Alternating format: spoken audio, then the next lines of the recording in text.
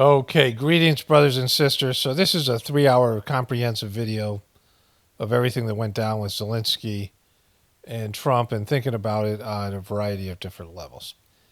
And I just want to say this, going into this thing, there is a vacuum or a movement, gravity towards the collapse of our system, right? As soon as you enter into the realm of deception, the divine forces are wanting to bring things back to its pristine form, its original form. Whenever you add layers of abomination or perversion, which all of us do, like we have our divine essence, our soul, and then we create through our attachments, our habits, our addictions, our preferences, our fears, our anything that we create in terms of impressions, some scars. We create a personality and deviant psychological tendencies and all these deviancies that are not a reflection of who we are in our purest form. And so their divine force is working to destroy this creation, this negative creation, and we ourselves are working towards that on a level we're not aware of, on a soul level, to bring us back to our original state, and then the planet and everything that we have created, to bring it back to a divine, something that resonates on the divine level, to bring it to a more subtle divine level. We've created complexities and complications. And so our system is an abomination that needs to be cleansed by the divine forces, and that's always at play. And the things that are happening now are an indication, the people that are showing up and the incompetent leaders and the dysfunction that exists in humanity and also in leadership. And we are now creating the circumstances of our own systemic collapse, right? Our own cleansing of our demonic system. And all these things have to do with that, whether they're staged, contrived, or they're organic, or they're happening without people thinking things through. They're mistakes or done intentionally. It's all to do with that, right? We're all self-destructive, and we're self-destroying our own creation and the creation of this system. And this is a clear example of that. All right, so let's get into it here. It's a long video, so I want to jump right into it. All right, greetings, brothers and sisters. I am going. Today is whatever today is, Saturday, March 1st, and I'm going to let's see what's happening with it. Well, I am going to put this video up 2 videos ahead of, like, I have 2 videos waiting to go up, but I'm going to bypass those videos and put this up immediately upon its being finished, probably today. And Saturday, because of the epic nature of what just happened. But it precedes a couple of epic events, including Trump's cabinet meeting and what these guys are admitting to. And so a lot of people, myself included, think this thing is all fake and we call it a show. But I don't think it's all scripted, and I don't think all the people who are acting in this show know they're in a show. Right? In fact, majority of them don't. I mean, on planet Earth, but in terms of what we see in this public, the public perception, right? What's going on in the public, and so this is a good indication that people think that Trump is just an actor, and Zelensky are just actors. That there's 100% evidence that they're not, based in the whole exchange. I'm going to show the whole 45-minute news conference, and you can see the body language and the people getting pissed off. Like, they're in it. Like, they're in this thing. Whatever they're being told by their handlers, whatever role they're supposed to be playing, whatever this thing is contrived, or whatever script is supposed to be being followed, they're like pissed off. They're like upset, and this is like, they're not actors. Trump isn't a good actor. Have you ever seen Trump in any of the movies or cameos he makes, or even in his show The Apprentice? This is something that happened that's in terms of the illusion that is Maya, the illusion that is planet Earth. This was like a real thing that happened. And it starts off, and you can see it smoldering, and then it kind of blows up at the end. And I'll describe like all the things that are going on. So to start with, I just want to show these two little clips. This is some of the fallout that was recommended. This is Zelensky going to Fox News. Welcome back to Special Report. Ukrainian President Volodymyr Zelensky. Mr. President, thank you for the time today, especially on this day, to continue to do this interview. President Trump said after your meeting that you disrespected him and the Vice President and all of America in the Oval Office. Do you think you did, and do you think you owe an apology to President Trump? Thank you so much. First of all, thank you for the invitation for this dialogue, and good evening to all your country, to all Americans. I'm very thankful to Americans for all your support. You did a lot. I'm thankful to President Trump and to Congress bipartisan support. And I was always very thankful from all our people. You helped us a lot from the very beginning during 3 years of full-scale innovation. You helped us to survive. Anyway, we are strategic partners, and even in such tough dialogue, and I think we have to be very honest, and we have to be very direct to understand each other. When you're talking to someone and they say we have to be very honest, it's hard to believe that they're being very honest. The guy, for the amount of money he's getting, he should be able to speak English better, not just from America, but from Britain as well. Like, he is kind of relying on these people to bankroll his debacle over there, right? And again, how real are things like this war or whatever? I have Ukrainian friends who do the Sajmarg meditation. So I go to the ashram in Chennai, India, before Daji took over. And, the meditation hall sits 5,000 people on, Sundays. And then on a daily basis, it's some hundreds. There's 3 group meditations a day. Sometimes maybe there'd be 1,000 people there. Pretty empty. Then every Sunday there'd be a lot. And then we had these gatherings that would go to these big venues. And in the ashram and around the ashram, there were apartments that were for rent. And you'd find people from all over the world that would rent them and, who do this meditation. And I knew quite a number of people from Russia and Ukraine. And I have some of them are still Facebook friends.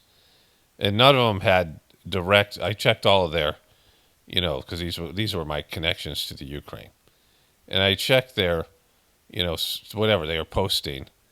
Whenever I saw one of them, someone I knew that was from Ukraine, I would go to their page and see if they had anything about the war, and they were posting shit like from CNN.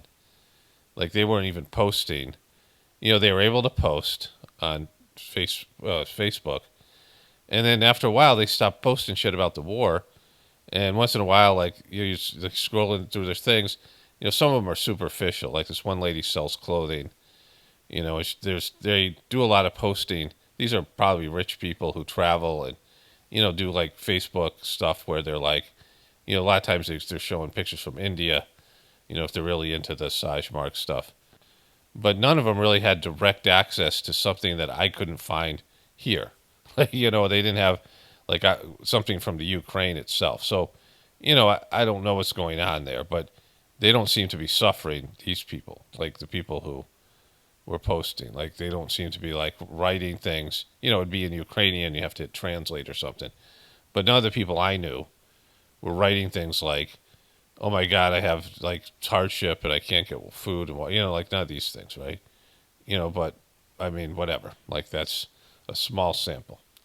But anyways, whatever's going on there, it's an ass kicking. Like, there's the real reports is that Ukraine is just got their asses handed to them, and it's cost.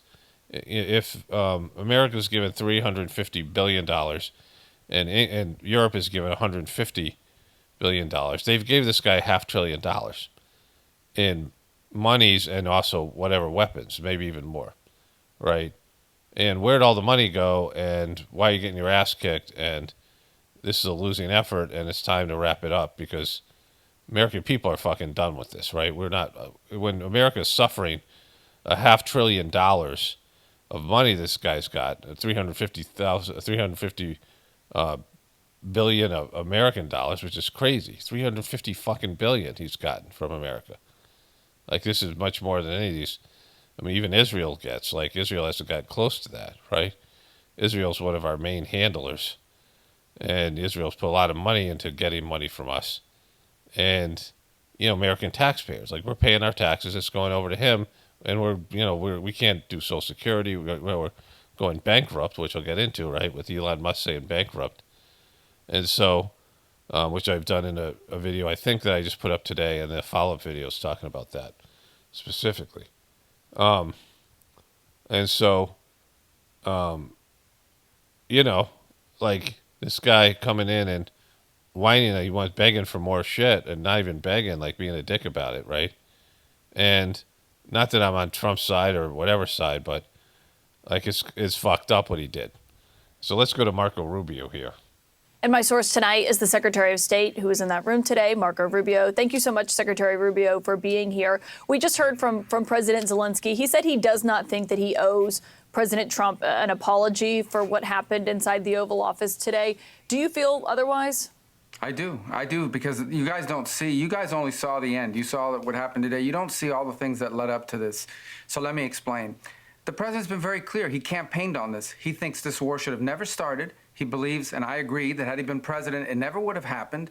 Now here we are. He's trying to bring an end to this conflict. We've explained very clearly what our plan is here, which is we want to get the Russians to a negotiating table. We want to explore whether peace is possible. They understand this. They also understand that this agreement that was supposed to be signed today was supposed to be an agreement that binds America economically to Ukraine, which to me, as I've explained, and I think the president alluded to today, is a security guarantee in its own way, because we're involved. It's now us. It's our interests.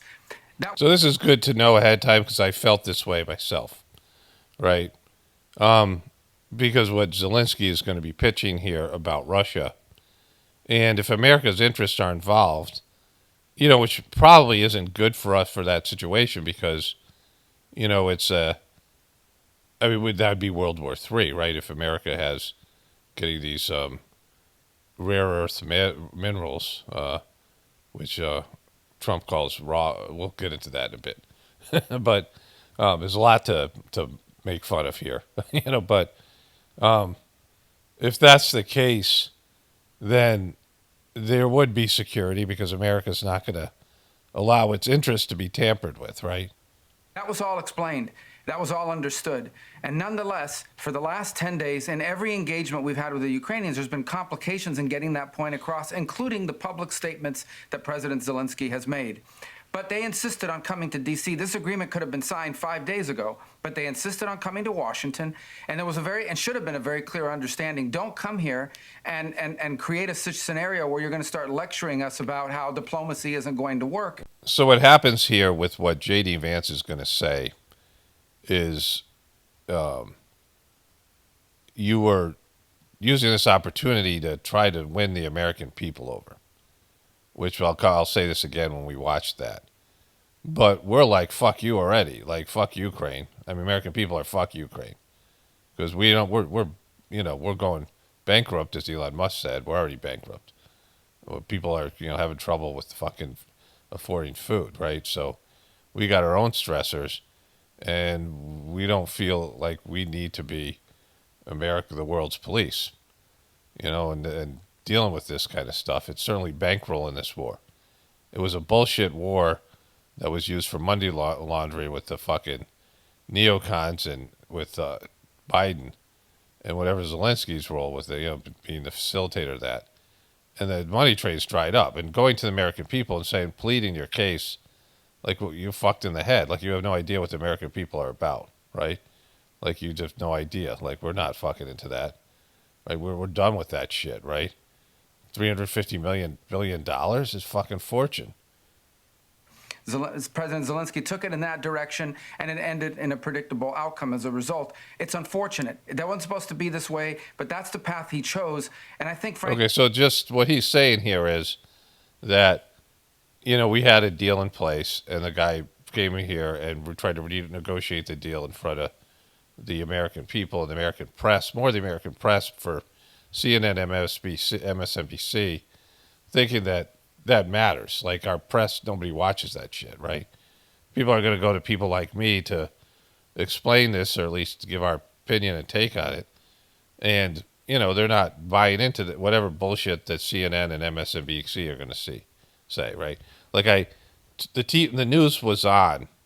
The news was on when me and my wife decided she wanted to see it, so we'll watch this together. We started eating dinner, and watching it together.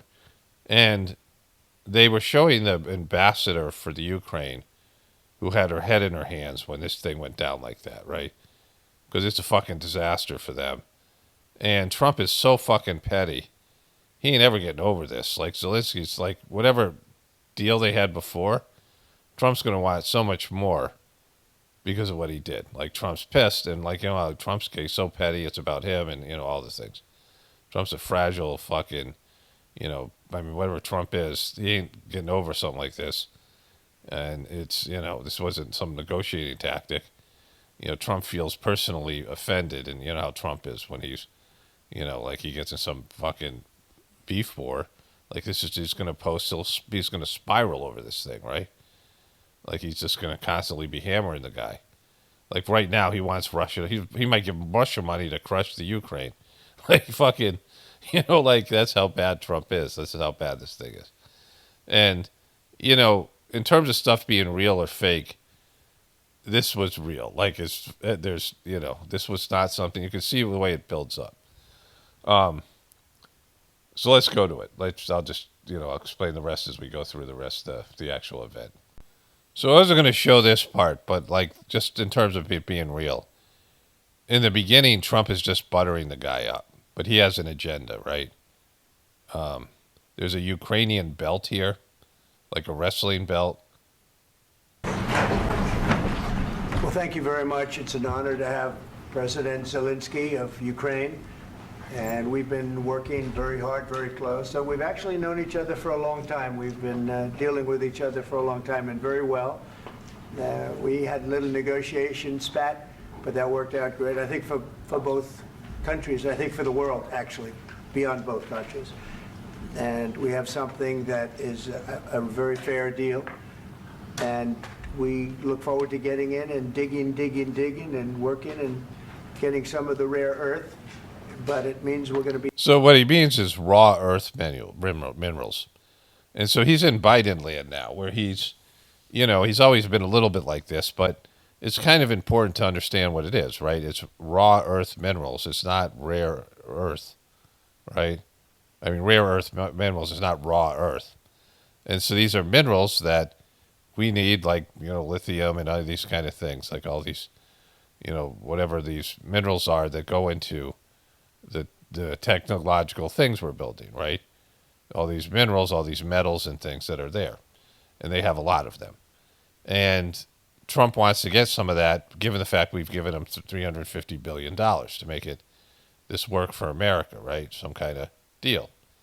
And that's what's on the table. So if we start developing those minerals and we're using them for, what Trump's saying, weapons and things like that, but also through whether technological things that are your computers and all these things that these minerals are in, right? You have all this stuff, there's some gold in every computer, right? I saw this thing on 60 Minutes where these people in China are melting these like silicone chips in the inner workings of these computers to get little pieces of gold. And they die a year later. Like they're in these garbage dumps, these like homeless people. And they're melting these toxic things in like little cans to get the gold out, and for other people, like they're working for people doing this. And the toxicity that comes off of these computers, the smoke and stuff kills them. Like they die like a couple of years, a year after they do this. It's a job that that's how desperate these people are, right, in China. These overpopulation. And so, like, he doesn't even know what it's called. My wife and I were like, Jesus Christ, These are rare earth minerals, not raw earth. He's going to say it over and over again. Be inside, and it's a big commitment from the United States, and we appreciate working with you very much. And we will continue to do that. We have had some very good discussions with Russia. I spoke with President Putin, and we're going to try and bring this to a close. It's something that you want and that he wants. We have to negotiate a deal. But we've started the confines of a deal, and I think something can happen. The big thing is the number of soldiers mostly at this point, but soldiers being killed. You're losing thousands of soldiers. So on both sides, we're losing a lot of soldiers, and we want to see it stop. And we want to see the money get put to different kinds of use, like rebuilding. And so more money, like Trump is, and more money to Ukraine. Like even with Trump, what he campaigned on, rebuilding it, that's more money. That's Halliburton money. Where we have to rebuild and pay for it. Why the fuck are we paying for it, right? So Trump is even further away from where Americans are at. Like, I don't want to pay another dime to them, right? Fuck Ukraine. Fuck Israel. Fuck all these countries. Because America's, like, suffering. Like, not that, it's all just a fucking, it's not real, it's just all whatever it is, right? But this is, Americans don't want to hear about what other people need, other countries. Like, whatever, America, we're screwing countries over and using, we're consuming their resources. And, all of these things that I talk about, like we're gluttons. I'm not, oblivious to that, the play of the interaction between these countries. Like every time you go to the grocery store, there's food from other countries that being grown in other countries that are here. Their products are here, right? Because the way the economic system is rigged in our favor. And so, there's all those things. But in terms of like just these $350 billion going to these guys, it's not easy for us to hear. Like no matter what the truth is about our country and the play of things, right, and how this all works, we're tired of bailing out of it. That's how we perceive it, right? Even though it's much more complex than that. That's how the majority of American people receive it. We're going to be working very hard. But we've had a lot of very good conversations. I will say until we came along, the Biden administration didn't speak to Russia whatsoever. They didn't speak to anybody. They just allowed this to continue. And I will say that, I'll say in front of you, you've heard me say it 1,000 times, if I were president, this war would have never happened. He's going to say it 1,000 more in this time. He's going to keep on saying it. That's another thing. It's perseveration. Like, it doesn't matter whether it wouldn't have happened when he was here. Like, that's irrelevant. It's here, and you have to fucking deal with it, right? We all know it because he said it through a campaign. He says it. We all know what he says. Like, that's his point of view. It wouldn't happen if he was there. Great.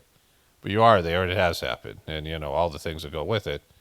Like, so this is, we don't need to hear it more than once. I mean, he says it. He'll hear it over and over again. Would have had a deal negotiated for you without having to go through what you've gone through. But your soldiers have been unbelievably brave. We've given them great equipment, but somebody has to use the equipment. They've been unbelievably brave, and we give them great credit. This was supposed to be over very quickly, and here we are 3 years later.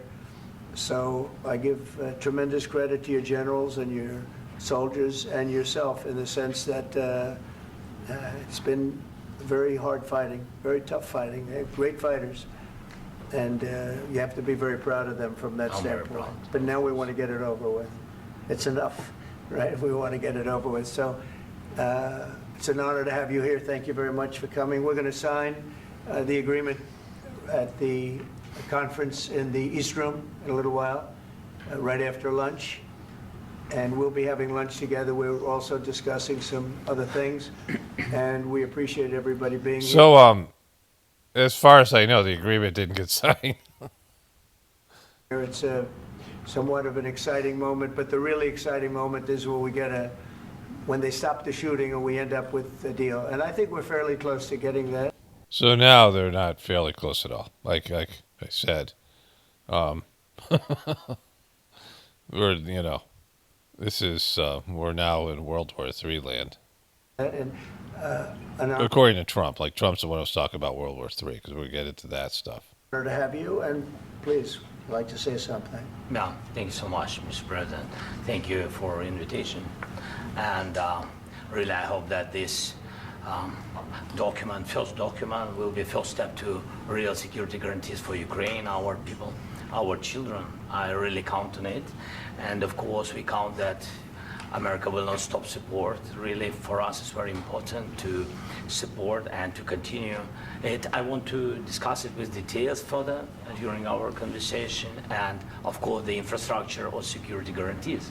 Because for today, So this was the thing. The security guarantees were already a problem because this is what, they were talking about. What Rubio was talking about when I showed you that part. And they were, Trump had already said over and over again, because the media kept on asking him about security guarantees. He said, first we got to get a ceasefire and a deal done, and then we'll talk about how we're going to do policekeeping with peacekeeping forces, right? And Europe is willing to put in some peacekeeping forces that would make sure Russia doesn't, and if Russia then attacks France, French troops, I believe that would probably violate the NATO issue, and then we'd be in World War III. And so, he's coming here, and I want to get into Putin in a bit because Putin has not showed to be the kind of dick this guy says Putin is, right? Putin does not seem to want World War III, certainly less than Obama and the neocons wanted it, right? We'll get back into that in a bit.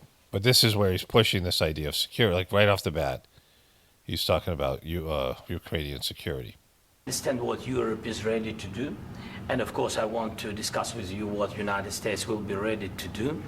And I really count on your strong position to stop Putin. And you said that enough with the war. I think that is very important, Ben, to say these words to Putin at the very beginning of war, because he is a killer and terrorist. But I hope that together... Okay, so this is not a good way to start, right? Because... you're not going to be able to negotiate someone who's with a killer and a terrorist, right? This kind of rhetoric.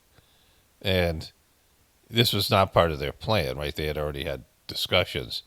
So he's going off the script or off the sort of agreement. And whatever his position is, he thinks that the American people give a shit about Ukraine. Remember people are putting up the Ukrainian fucking flags and shit. And again, the Ukrainian people are great, the ones I know. The Russian people are great, the ones I know. Like, better than America's, nice people. Sweet people, like not, all the people I met, like, these, in this, in the ashram, the European people were the worst. Like, in terms of, maybe the Americans were the worst, I don't know. But the European people were, a different kind of bad. And a lot of drama was with them. All the time, and just in the history of our mission.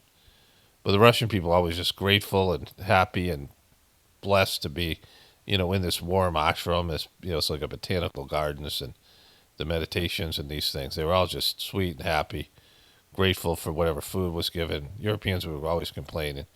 Americans too, to whatever extent. I think the Europeans were worse, but whatever it is, right? But, in terms of what he's saying here, he's just being a dick, right, about his, he's trying to undermine the process.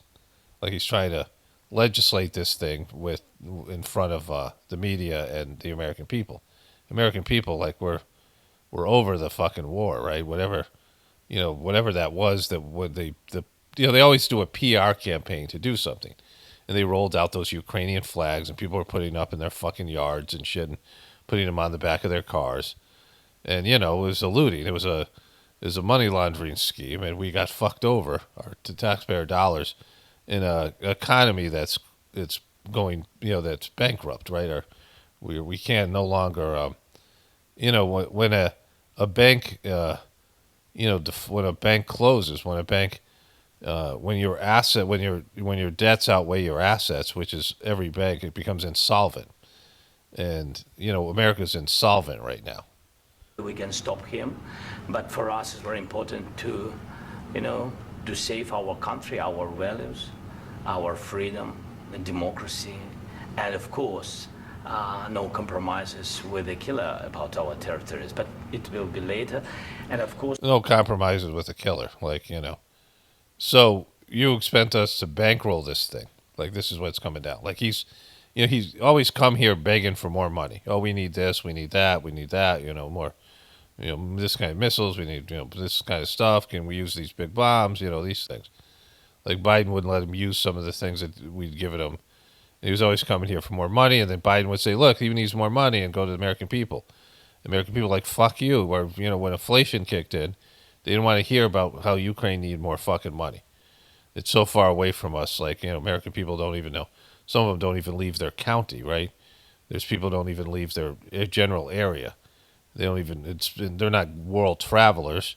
They haven't even gone to Canada or Mexico. They're not understanding, not even Europe. They're not even understanding fucking where Ukraine is and how it relates to us, especially when they can't, they're paying twice as much for their groceries, right? What I wanted, we spoke about it by phone with you about the drones production. We have very good drones production. I think the best one in the world for today because of the war. Yes, and drones. He's got the drones. Of course, we need very much the air defense. You have the best air defense in the world, and really you helped us under attacks of Russians. And I want to speak how we can exchange the licenses. See, look at his face here. Like, Trump knows that the guy is kind of going off script. Watch his face. Defense. You have the best air defense in the world, and really you helped us under attacks of Russians. And I want to speak how we can exchange the licenses. We're open to share the licenses of all our drones with you, of course, with the United States. And we need licenses for quick production of air defense. Even after the war, we need our nation to be calm, that we are secure. So that's why we need this. So that sounds like he wants the dome. The Iron Dome that we've given to Israel, and we don't even have here, right? To stop incoming missiles and shit. He wants that. Like, he's thinking that Trump is in America's Santa Claus, right? You're making a fucking wish list of shit you want, right? You've gotten your ass kicked. You're out of luck, and without our support, you'd be fucked, right? And this is Trump's position and America's position. Whatever Biden was doing, even Biden knew, like, this was no longer something where we were just going to hand over money and support to the country. I mean, the fucking amount of money is, and again, there's like, it's more complicated than this for people who want to look into it. But most Americans don't, right? Most Americans just want to go with they're not, I mean, we don't want to get into another war, a war with Russia. That would be World War III. And we don't want to pay for this one, right? Air shield. And of course, air shields. About this, I want to speak about the contingents. I think that France and UK already spoke to you. And we know that Europe is ready, but without the United States, they will not be ready to be as he wants our troops down there, so strong as we need. And the last point, last not least, about exchange, about our people and children. And you know that this crazy Russian, that they stolen 20,000 of children. What fuck? This is when, look at Ukrainian children, they changed their names. They changed their families, relatives, and now they're in Russia. We want to bring them back.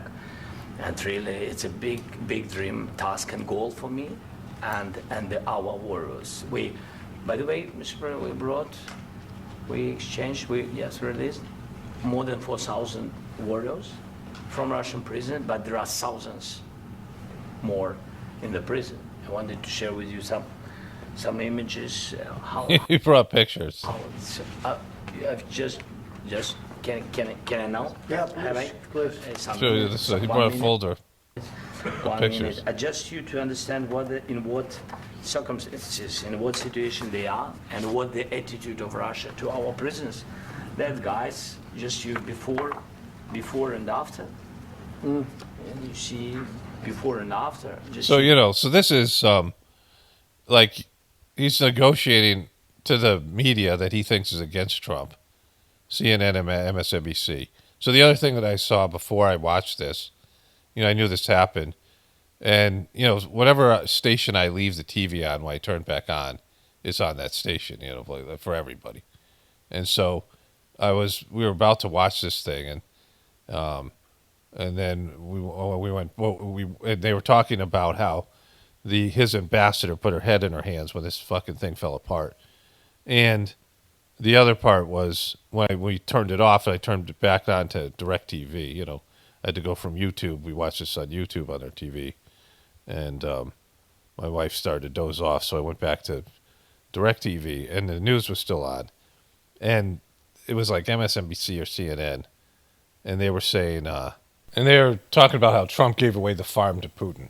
They're talking about that one, was when Trump later on is going to talk about how he and Putin shared this trauma of going through the Hunter Biden laptop, Russia debacle.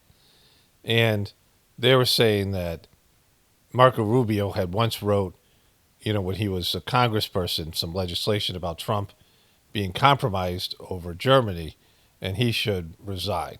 They were, talking about this with John Bolton, the warmonger John Bolton, right? So they were trying to rearrange this whole story. But, the Hunter laptop story was, the way Trump tells it is the truth. Where they said that the Hunter Biden laptop came from Russia and it didn't, and that Russia had to suffer that, those lies, and Trump had to suffer it, and those ex CIA and FBI agents who verified this thing that, ultimately would have cost Biden the election, but they all lied about it, right? And Trump is accurate about that. The mainstream media has never said have never admitted to this, and they're still not, right? And so, they're pushing this idea that Trump embarrassed America and he fucked this thing up and, whatever. But the American people are not on board with this, right? They're not down with giving more money to the Ukraine.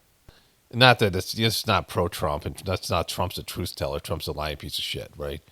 But, in this situation, Zelensky's rolling out these pictures, and, everybody knows that pictures can be doctored. Like, who's to say these are verifiable? And, like, we're looking at these pictures and going, oh, my God, the Russians are horrible people. We got to hand you more of our money because you guys are, fuck you. Get out of here. Stop begging for fucking. Apparently, my wife was saying he's got some home in Florida, this guy, and, whatever. I mean, he's got money and, whatever else he has. I mean, they're living high in the hog on American taxpayer dollars. Like, that's, as far as we're concerned. And him coming in saying Russia sucks and we can't do anything and we need you guys to send troops and get involved with this and create World War III. Nobody's down with that shit, right? And these pictures, the Russians could send pictures themselves. They all got a sob story. There's no way to verify it. And him rolling this thing out, like, what does he think the American, like, he has no ability to read the room and understand the kind of person Trump is, because Trump is, like, going to be fuck you to this guy forever. Like, this guy just pissed Trump off in a way, like trying to embarrass Trump in front of the media here and all this shit. Trump's so petty. Like, it's just... You to understand, now thousands of such guys, ladies and men, there, and that, so they don't eat, they beat them, and they, so they do a lot of, bad things. Buggering? Are you talking about buggering? So out of, even during the war, there are rules. Everybody knows there are rules during the war. So these guys, they don't have any rules. You see that? The Russians are so much worse than the Ukrainians. They're horrible people. You guys are the best, and they're the worst. Like, 50, 60 kilograms left, and a lot of such things. And I didn't want to show you what the changes with images of children, because I will share with you. And in private, we'll go back and I'll show you these images of children. The Trump's reaction is great. Looking tragic. Yep, that's tough stuff. It's tough stuff. It's tough stuff. I wanted very much to give you, and you see it. Yeah. This is pastor, by the way. They stolen pastors. They're stealing pastors over there. It's not Russian church. They stolen pastors and moved pastors to the prison. We, at the end of last year, we brought 3 pastors, and we could exchange them. And this is pastor, you see. Yeah, he's trying to get the religious people in board, like the Christians. But for him to roll out these fucking pictures in front of the media is just, and you could tell that this was not part of the plan. Yeah, it's tough. Yeah, so I mean, It's tough, Trump. It's tough. It's fucking tough. To show you and this. So thank you very much. He just gave a look like, fuck this guy. Get that ended, right? Yeah, of course. We And want. I think we will. And We have to, of course. We have to. We have to. We don't have to do shit, right? Like, you know. And so this is where J.D. Vance and those guys were getting pissed. J.D. Vance, like, kind of spoke out of turn because this guy came in with an agenda. Trump's like, oh, we're going to sign this agreement, and it's grateful, and all this positive Trump said. And this guy comes in trying to legislate this in front of the media and, you know, the American people. And, you know, like, it's read the room, bro. Like, we're fucking, you know, American people aren't nice and generous, and, you know, we think we're doing a lot more than we're taking, and, you know, we think we're heroes or whatever. And so, you know, you roll out these pictures and this bullshit when you already had a deal, right? do you have any questions, please? Thank you, Mr. President. With the So this is some Russian belt, like a Ukrainian wrestling belt. Here's a thing that says Trump. It's like a book or some gold thing. It says Trump right here. It's reflecting off the table. how much money is the U.S. going to put into the This is a Ukrainian ambassador that had her head in her hands. fund that is being created today, and how does this provide long-term security for Ukraine? Well, we don't know exactly how much because we're going to be putting This guy's happy. He's shaking his head. Like he wants to know about security. some money in a fund that we're going to get from the raw earth that we're going to be taking and sharing in terms of revenue. So it's going to be a lot of money will be made from the sale and from the use of raw earth. And as you know, our country doesn't have much raw earth. We have a lot Yeah, of everybody has raw earth. You mean rare earth minerals? Yeah, we don't have a lot of that. oil and gas, but we don't have a lot of the raw earth. And what we do have is protected by the environmentalists, but that can be unprotected. But still, it's Oh, not Jesus, Trump. You know, can you just stop? very much. They have You know, my thing is the environment. Like, don't fuck the environment any more than it's already fucked up because, you know, people are miserable pieces of shit right now. We're at an all-time low in terms of, you know, how selfish, how miserable we are, how entitled, not just here, but around the globe. And, you know, then there's all the miserable people, overpopulated people who are, you know, they don't have enough money to live because there's too much, you know, there's not enough resources for everyone. Of course, the rich people having more than their fair share, but even with that, there's so many people now, you know, almost 8 trillion people. And you see the impoverished people who are barely functioning. They're almost like functioning on an animalistic level. They don't have enough protein to have the ability for abstract thought, and they're barely functioning. And, you know, we shouldn't fuck the planet up anymore for a civilization that's just gross, you know, that's just bad. Not just America, but the global civilization. You know, for all the stuff we have, people aren't even happy. The majority of people are depressed on, you know, some sort of, so many people are on some sort of psychological medication, miserable, stressed out, lonely, hateful, you know, just negative. I mean, just see the way people act on the internet. Very few people are grateful or, you know, for just the great lives that they have or just at least the ease of their life or the free time that is available. You know, if you don't have this kind of an economy, what you have to do to feed yourself and feed your family, feed your tribe, and what you have to do in terms of lifestyle is going to be way less in terms of your comforts and things. You know, what most people live like throughout the history of the world. And so many people who have these, you know, running water and electricity and all the things that we have, why are they miserable? Like, if it's so good, if these comforts are so good, why are you miserable? And so you don't continue, like, raping the earth to prop up a civilization that's dysfunctional, is taking people away from God and their families and destroying the family and destroying the, you know, what makes people, the humanity of people.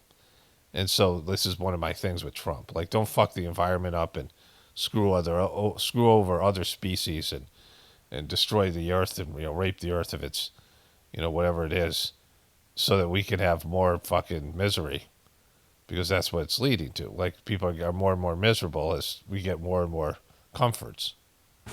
among the best in the world in terms of raw earth. So we're going to be using that, using it for all of the things we do, including AI and including weapons and the military. And it's, Okay, so none of those things is stuff we need to have more of, right?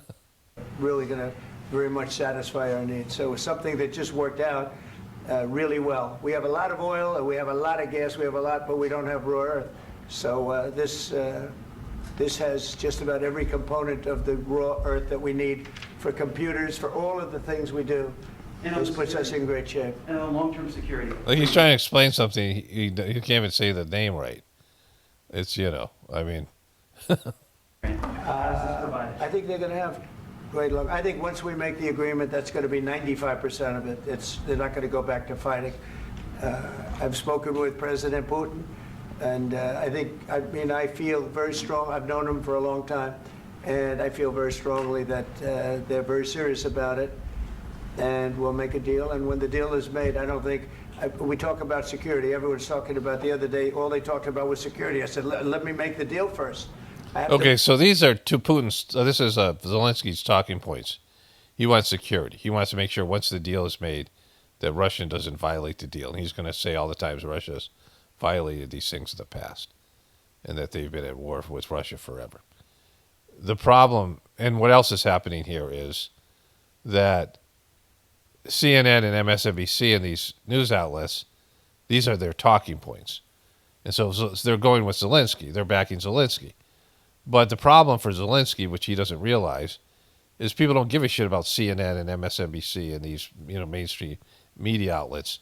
And they've been tired of being bullshitted by the powers that be, the neocons and the, whoever was saying, oh, my God, we got to do this for Ukraine. No, we don't. We don't fucking, I don't. What do you mean we have to? Why do we have to? Like, what's going to happen to us if Russia beats the shit out of Ukraine and annexes it? Because, this was all created by Biden saying he wanted to put Ukraine in NATO, which meant that we were going to be in World War III with Russia. And Biden and Obama and their people and the neocons who were Republicans who helped Biden rig the election, who are now running Biden's foreign policy, all had a hard-on for Russia because of those wars that the Pentagon and these people, these neocons, these other people, they wanted to invade 7 countries in 5 years. And that came from Wesley Clark, a Democrat who was national security, was the head of the Joint Chiefs of Staff under Clinton. He wasn't even a Republican. And he came out and said that he went into the Pentagon, and one of his former employees came up and said, it's really bad, sir. They want to fucking, he was a general. He was a former general. They want to invade 7 countries in 5 years. And so we saw that. I showed you that clip over and over again.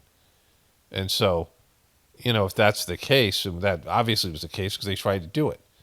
They did it with Libya, and they did it with, they had some kind of whatever it was with Egypt or whatever country it was. There's some other smaller interaction. But they did it with Afghanistan and Iraq, and they're trying to do it in Syria. They also want to do it in Somalia and Sudan, and some of these countries that also had raw earth, that had rare earth minerals, right? He's got me saying the wrong thing. These countries in Africa that have all this stuff. But they wanted to invade all these countries. And just because of what happened, the big event in 2001, right? I was watching this movie last night, and I'll find out what the name is in a bit. I'll come back to it. But it was about drone striking. And it was supposed to be an anti-drone strike movie. And these guys they would do a drone strike somewhere in the Middle East, and they were doing it for the military, but then they had to do it for the CIA. And they were doing it based on very shoddy intelligence. They weren't even sure, and they were killing civilians. And then when the people would come onto, their neighbors would come over and start taking the bodies out, they'd strike them again and kill all the neighbors.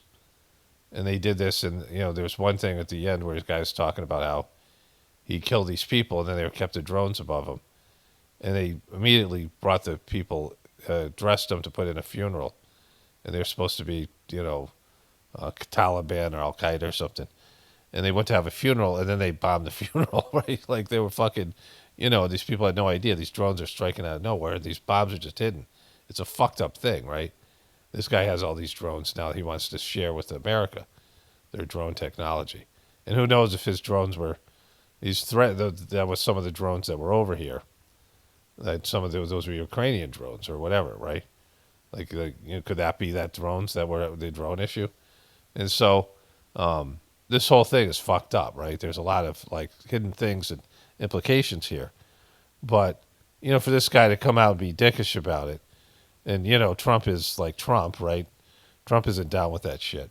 To make the deal first. I don't worry about security right now. We have to have a deal because right now, last week, 2,000 soldiers died on both sides. 2,000, and they're losing 1,000, 2,000, 3,000 a week. So as we sit here and we talk, people are getting shot and dying on the battlefield. And they're not American soldiers, but they're Russian soldiers and they're Ukrainian soldiers. That's who they are. So they're not American because we don't have American soldiers. And we want to be able to stop it. And we want to be able also to spend money on other things. We don't want to. This is a tremendous amount of money, and what the Biden administration did was terrible. They were giving money, but he had no security on the money. Europe, as you know, gave much less money, but they had security. It was in the form of a loan. They get their money back, and we didn't. And now, at least we're protected because the American taxpayer has to be protected too. But this is an incredible agreement for Ukraine because we have a big investment in their country now, and what they have, very few people have. And we're able to really go forward with very, very high-tech things and many other things, including weaponry that we're going to use in many locations, but that we need. What do you mean in many locations? What does that mean? We're bombing other people? Like, what the fuck are you talking about? For our country. Mr. President, This allows us to do this. I'm sorry.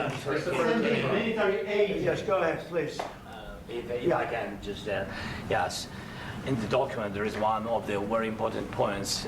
If we speak about business and investment, we never had LNG terminals in Ukraine. This document will open. I mean, the next documents, but anyway, here we see in the framework, we see really goodwill for this. LNG terminals for us is very important, and I think for security of European continent. We have the biggest storage, gas storage. We have the biggest in Europe. Yes, and we can use it. Use it for LNG. Use it for LNG, and we will do it. And really, we can help Europe because Europe really helped. President Trump said that they made less support, but they are our friends and they are our very supportive partners. They really gave a lot, Mr. President. They did. They gave a lot, but they gave much less. No. Much less. No. No, like he's being such a weasel about this. Now Trump is, a bullshitter, right? These guys are both bullshitters. This guy's pulling some bullshit here. They're both frickin' grifters. These two grifters. Like, these are two grifters trying to get the best deal for themselves, right? And, when I asked the AI bot, it said that we gave 350,000 and Europe gave 350 billion and Europe gave around 100 billion. It's unclear because, it's not all that available. But the AI bot, the Google AI bot agreed with Trump that we've given more. And, Europe doesn't have as much money and they don't have as much manpower. They don't have the military that we have. And they have more vested interest in what's going on with the Ukraine. And, of course, he's saying they have natural gas, right? And we don't give a shit about Europe either. The average American. We're tired of all this bullshit, right? And, that's what we voted for. Not to give away our shit, right, to other countries. Regardless of, the stuff that we're taking from other countries and the way that the system's rigged in our favor. Americans don't give a shit about that. You can't talk to them about that, right? And this guy thinks he's going to win Americans over to give more shit, right, to him. No. Okay. Well, that's why it's this thing. But he's coming in and disagreeing with Trump and pushing for something that Trump doesn't want to give, which is security guarantees. They did. They gave a lot, but they gave much less. No. Nope. Much less. No. No. No. No. Okay.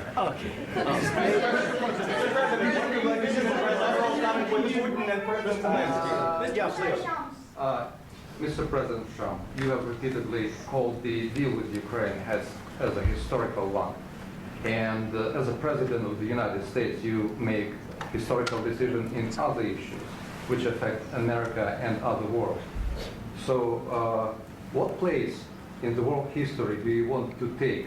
And do you associate yourself with any famous historical figures? Yeah, I'd say George Washington, Abraham Lincoln.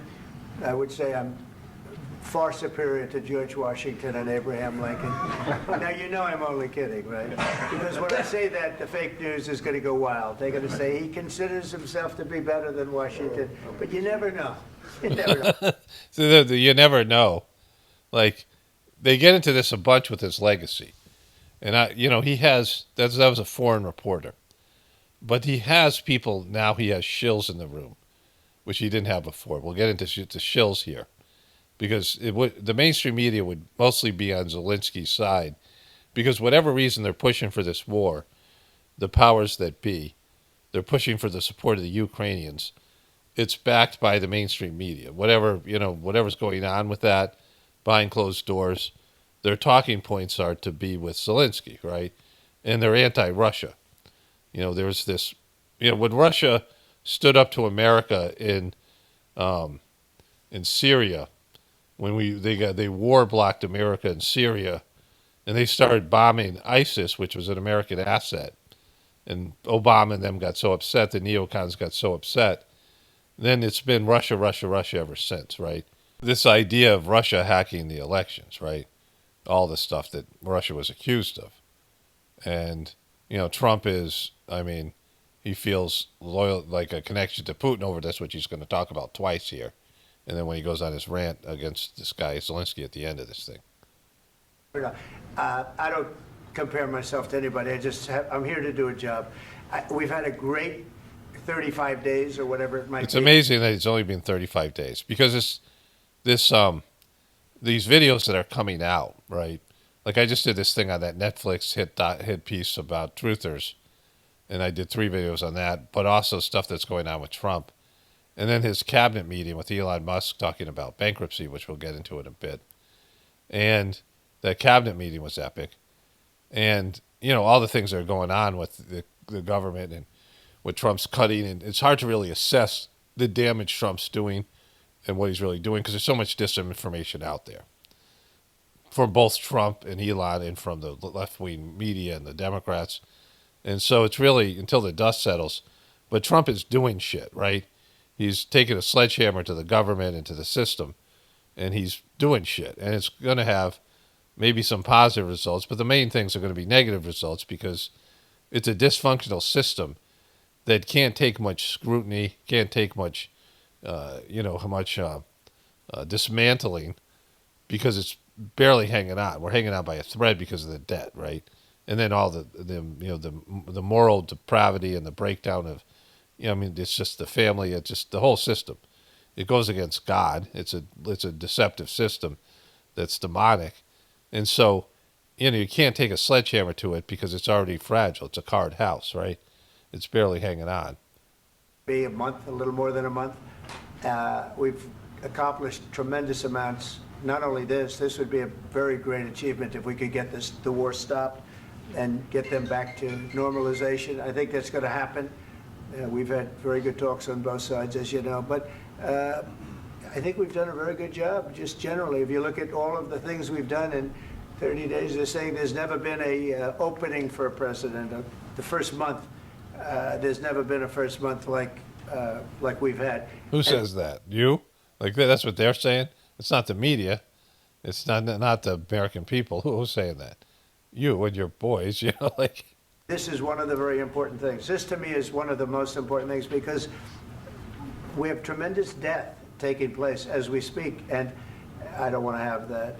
Think of the parents, whether they're in Russia or Ukraine, think of the parents of all these people being killed needlessly. They came to our territory. Should have never started. They came to our tears, interrupting.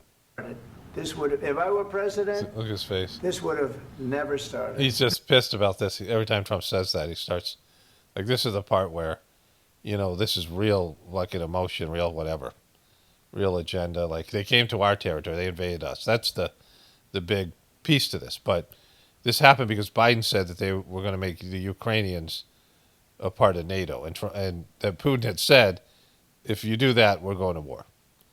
Like, we can't have that be on our border. We can't have a NATO country be on our border in that way, and Ukraine can't be. For whatever he feels about the Ukraine, whatever's going on there, that was a deal breaker for Putin. And Biden came in and said, let's fucking make that happen, the NATO thing, and then started the war. And the neocons thought they could break Russia through a proxy war. They could destroy Russia because Russia was, an impediment to American, agenda in the Middle East and these other places, and with Iran. They have a hard-on for Iran, John Bolton and these neocons, and so they want to go in and fuck Iran over worse than we fucked them over in the first place when we did Operation Ajax years ago. We destroyed that country. We made Iran into what it is now by taking out a democratically elected Mossadegh who was just asking for 50% of the profits from the oil business that was created by British Petroleum. And the CIA went and destroyed him, right? I've talked about that so much. And so they can't get to Iran unless Iran was the big, of the 7 countries who wanted to invade, Iran was the big one. And, Iran's a huge country with lots of resources. And they went back in after they fucked it up the first time. And they can't do that as long as Russia and them have an alliance, right? Mr. President, will you continue sending military aid to Ukraine after the U.S. signs this agreement with Ukraine? Yeah, we're going to be continuing. To President Zelensky, do you feel like the U.S. is on your side, that the President Trump is on your side at this moment? What do you think? He wants to know, do you think that... He said, what do you think? He tried to say, are you on my side? It's sort of a stupid question. I guess we wouldn't be here if I wasn't. I think that the United States on our side from the very beginning of occupation, and I think that President Trump on our side, and of course, I'm sure that United States President will not stop support. This is crucial for us. It's important for us. Yes. And Putin, the president speaks about the people and the soldiers which are dying, but they came to our territory, they came to our land.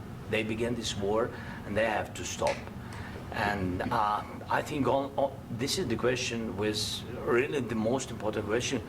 Can President Trump, I hope yes, with some other allies, to stop Putin, withdraw these enemies, our enemy, withdraw these troops from our land? And I think that you asked about the history, I think that if President, or when, he will stop Putin, if President Trump will bring peace to our country, I think he will be on this wall. Okay, so he thinks that he'd be on this wall, he'd be a great president if he stops the war in Ukraine. Like, the narcissism here, right?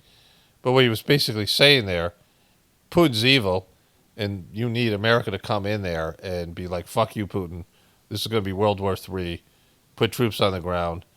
Get the fuck out of Ukraine or else. Like that's what he's saying. Like, he needs America and Europe to come in and beat the shit out of Putin. Like, that's what he's asking for. To, crush Putin and then give Ukraine the deal that they want. Like, he's asking for not only just more financial aid, but he's asking for more commitment militarily, which is, Trump didn't campaign on that, and he hasn't been saying that shit, right? That's not on the fucking table, because American people aren't going to back that. How many people want to send American troops over to Ukraine? I mean, Biden couldn't even do that. And when there was all these people putting Ukrainian flags up in their fucking front yards and shit like that, remember that? Like that, all that fucking propaganda. Like, that's gone now, and America doesn't want to even give any money. Like, whatever money we get, we give, we have to get something back. That's what this whole deal with the rare earth minerals is supposed to be. And so, like, he's, like, just, he has no bargaining chips or no leverage, right? And he's coming here and, like, trying to pressure Trump into giving more, Had very, very good talks. Mr. President, what about military aid to Ukraine. President Zelensky just said that there would be no compromises with Vladimir Putin. I just wanted to ask both of you. Firstly, are there compromises that you think that President Zelensky is going to have to make? And President Zelensky, is there anything that you might be thinking that you may be able to offer or bring to the table, for example, elections? Thank you. I think you're going to have to always make compromises. You can't do any deals without compromises. So certainly he's going to have to make some compromises, but hopefully they won't be as big as some people think you're going to have to make. That's all. That's all we can do. I'm here as an arbitrator, as a mediator to a certain extent between two parties that have been very hostile. To put it mildly, they've been very hostile. There's been a vicious war. There's been a vicious war.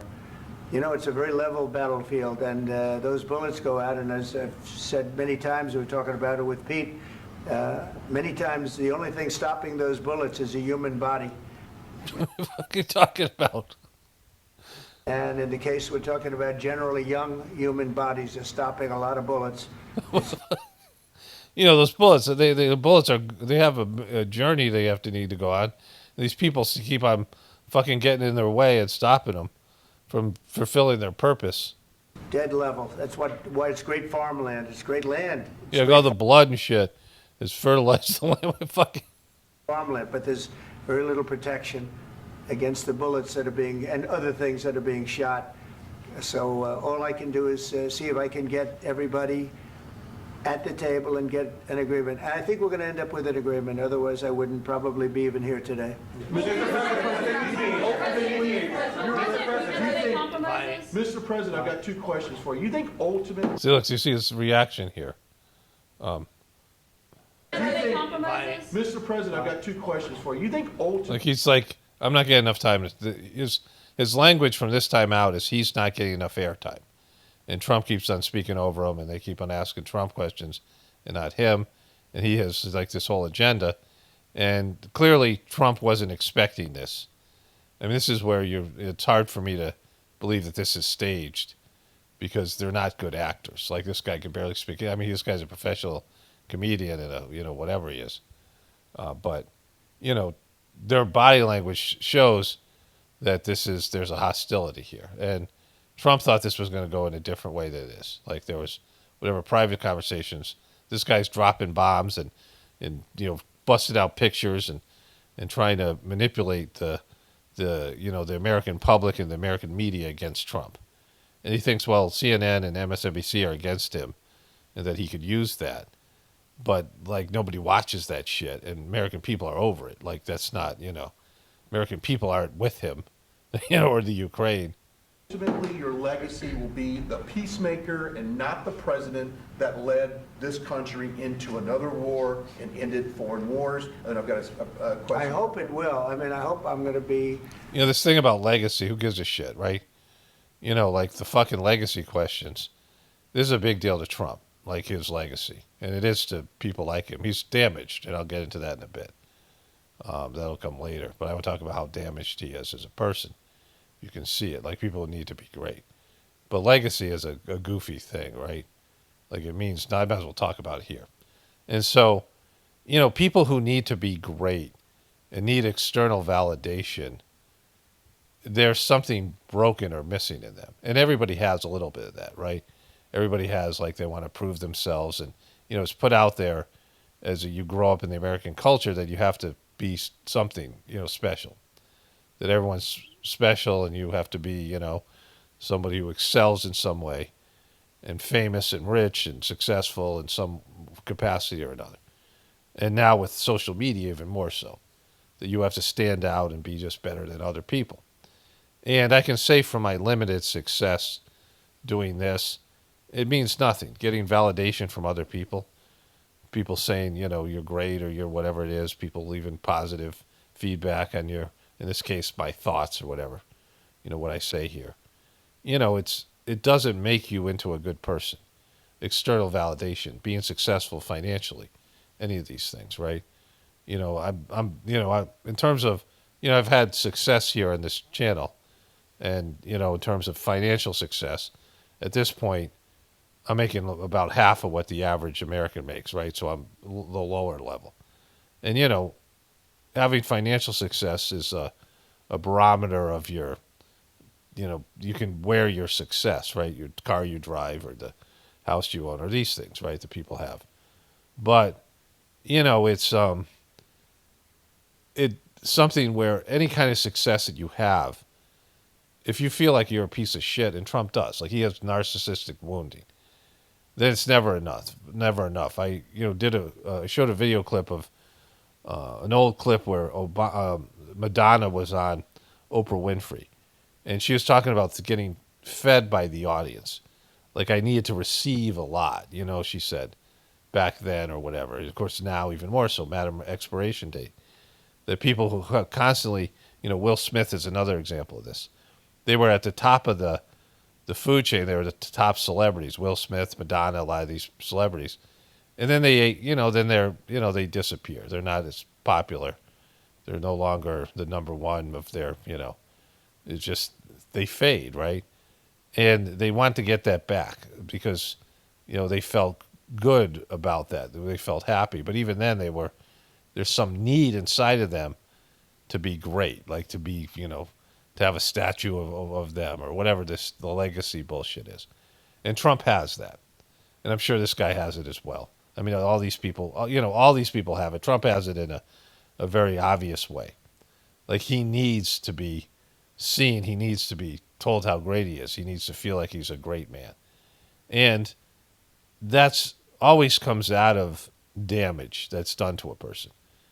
Past life stuff, sure, but whatever's happened in this life, whatever narcissistic issues, people who are narcissistic, there's narcissistic wounding. And Trump has it. Like he needs to be great. He needs to be, better.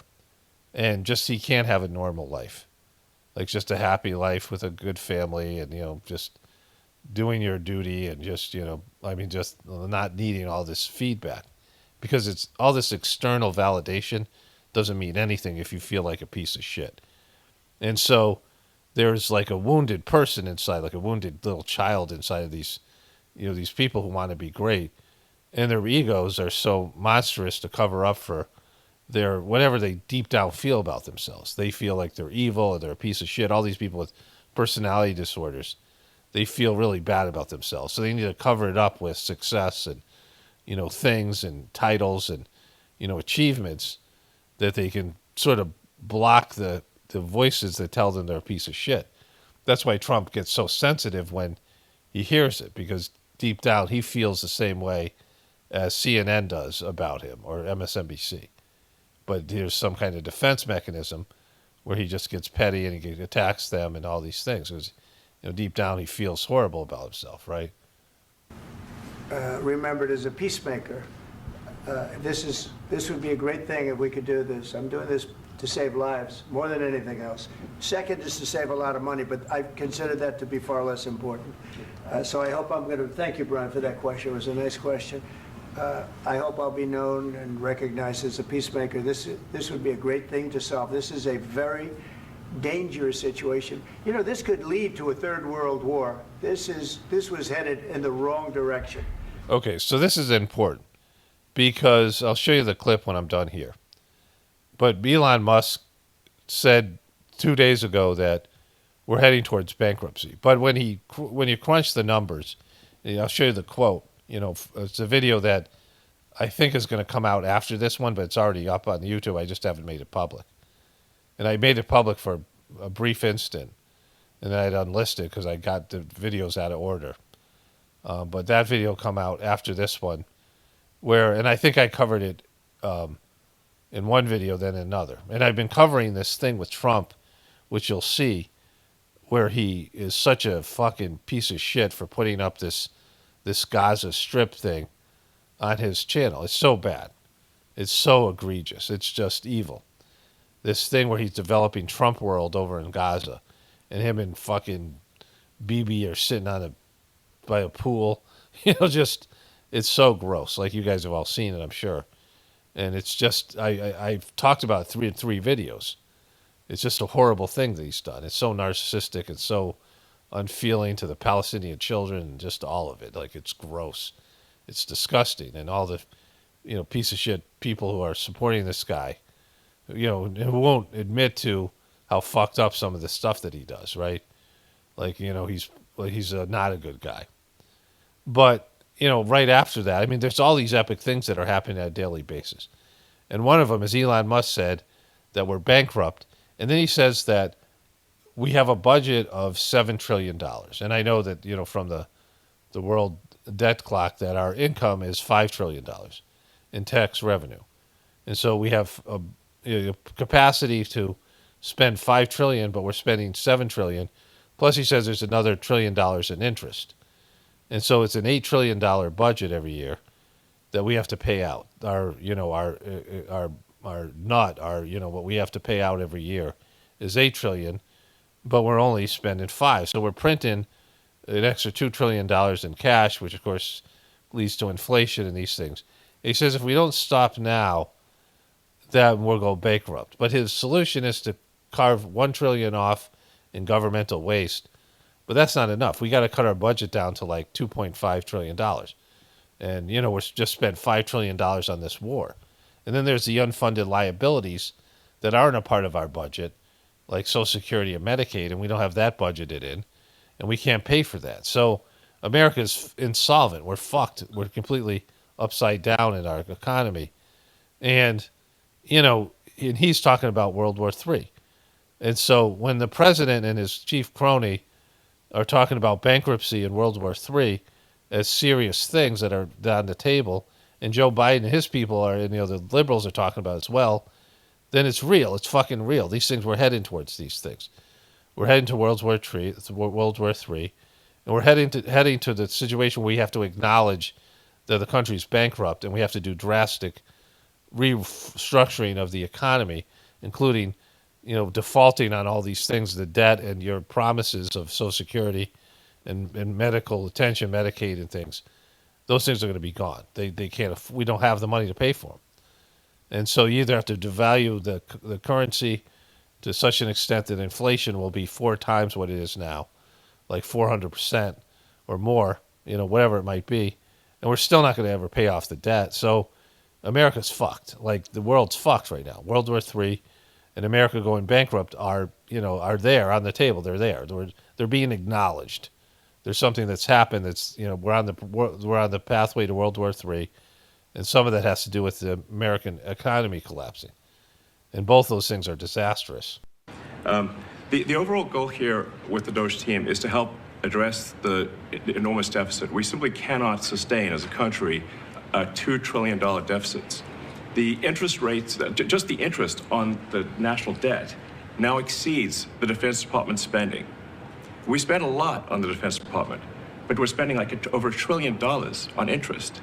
If this continues, the country will become de facto bankrupt. It's not an optional thing, it is an essential thing. That's the reason I'm here. And taking a lot of flack, and getting a lot of death threats, by the way. I mean, I'd like to stack them up, But if we don't do this, America will go bankrupt. That's why it has to be done. And I'm confident at this point, knock on wood, knock on my wooden head, there's got a lot of wood up there, that we can actually find $1 trillion in savings. That would be roughly 15% of the $7 trillion budget. So I covered this more substantially in videos that may or may not be up by today, Saturday, March 1st, or before the video that you're watching here, but they will be up tomorrow or the next day. I think the tomorrow would be the first one or the second one. I think one of them's up. But either way, bankruptcy and World War III are being talked about openly. And, I've been saying this for years in terms of the collapse of our country. We've never seen it before. And we've always felt like our country was strong. Like they always say our country is, when they sold this to our ancestors, this idea of giving up their ancestral skills, their tribal skills, their village-based community skills, and being part of cities and doing one singular task and getting money, and then having all the other people provide the things you need and you could just purchase it with money, instead of being a homesteader where you did so many different things. People are so much more developed than we are now. People look down at farmers and agricultural people as like dirty work, blue collar work or whatever. But it's actually, people who are farmers and homesteaders and tribal people had so many more skills and so many more abilities than the average person today. And they gave all that up for this idea that if they gave up their survival skills, which is what we're talking about here, that we'd be set, we'd be okay, because the system would always be here. But it's a debt-based economic system, a usury-based system that's built to fail and fail quickly. And it's now failing. But it's been, all that we know, that we grew up in this system. And so we don't think it can fail. Like there's no reference point for us to have that. And World War III and the bankruptcy of our country, and amongst other disasters and upheavals, are on our table right now. Like the divine forces are getting rid of this abomination. And it's not a disaster for everybody else but us. Like it's a good thing. For the animal life, for people in the future, this abomination of a system, this demonic system, has to go. I keep on saying that. But for us, it's like fucking, well, what do we do then? This is all I know. I can't survive with this system. We don't have a backup plan. And we've given up our skills and our abilities and our strength and our community and all these things that we used to have in terms of a tribal-based community. And we can't get that back. The majority of us can't even conceive of living in anything but this system. And so the time is upon us. And no matter how you deal with it, you have to deal with it. Like you're going to have to at some point, because when the shit's already happening. This is going down right now, right? This is the apocalypse. Okay. So I just took a break for breakfast, and I turned on the new CNN, and Smirkanish was on with a former part of Zelensky's administration. Like last year he stopped being a part of his administration. And I don't know what his position is on Zelensky, but Smirkanish brought in Lindsey Graham. And Lindsey Graham was saying it was a disaster what happened. He had been to Ukraine like 8 times, and he talked to Zelensky about it, and people were asking him if he thought the president embarrassed America, and he said, no, he's never been more proud of the president or J.D. Vance, because Lindsey Graham's a shill. But they're playing Lindsey Graham on CNN saying that, and he said, Zelensky's got to withdraw. He's got to resign. Well, they're never going to get a deal done now. And this guy asked this expert, and the guy's like, I don't know if Zelensky should resign, and I don't think so, like this. And so that's CNN. I mean, CNN and MSNBC were sort of bashing Trump about this because they always do. But in reality, they know this is a disaster because American people aren't going to pony up any more money. And so the Ukraine's fucked, right? So Poland's going to come up in a moment here. Other thing I want to say, my wife and I were going on a walk yesterday. Kind of unrelated, but I was going to talk about this at the beginning of the video. And a coyote, one of my biggest concerns is a coyote getting our dogs. Our dogs are fast, the Papillons, but coyotes are really fast, right? I'm always surprised at how fast our dogs run, but they have little legs. They can't only go so fast, right? They're quick and they're agile. But coyotes are fast, and they take little dogs all the time. And this coyote just comes bombing through our pasture. It's going full speed. It's like a streak. I mean, I couldn't believe how fast it was, right? And it's sort of by the fence line. It's not, near us or our dogs. It's obviously running from something. And it could have been somewhere else in our pasture hiding. It would, be a little bit difficult. We have some grasses, like the tall grasses. Or it was running from something, they're out in the day now because they're mating. This is the one time a year we have to really be careful. People around here kill coyotes. Like we kill, there's cities in like San Francisco where the coyotes come and take your dog right off your leash. And because they realize people are bonus holes. But, our neighbors set up a bunch of snares on their fence line, and people shoot coyotes all the time. So the people, coyotes are scared of people here.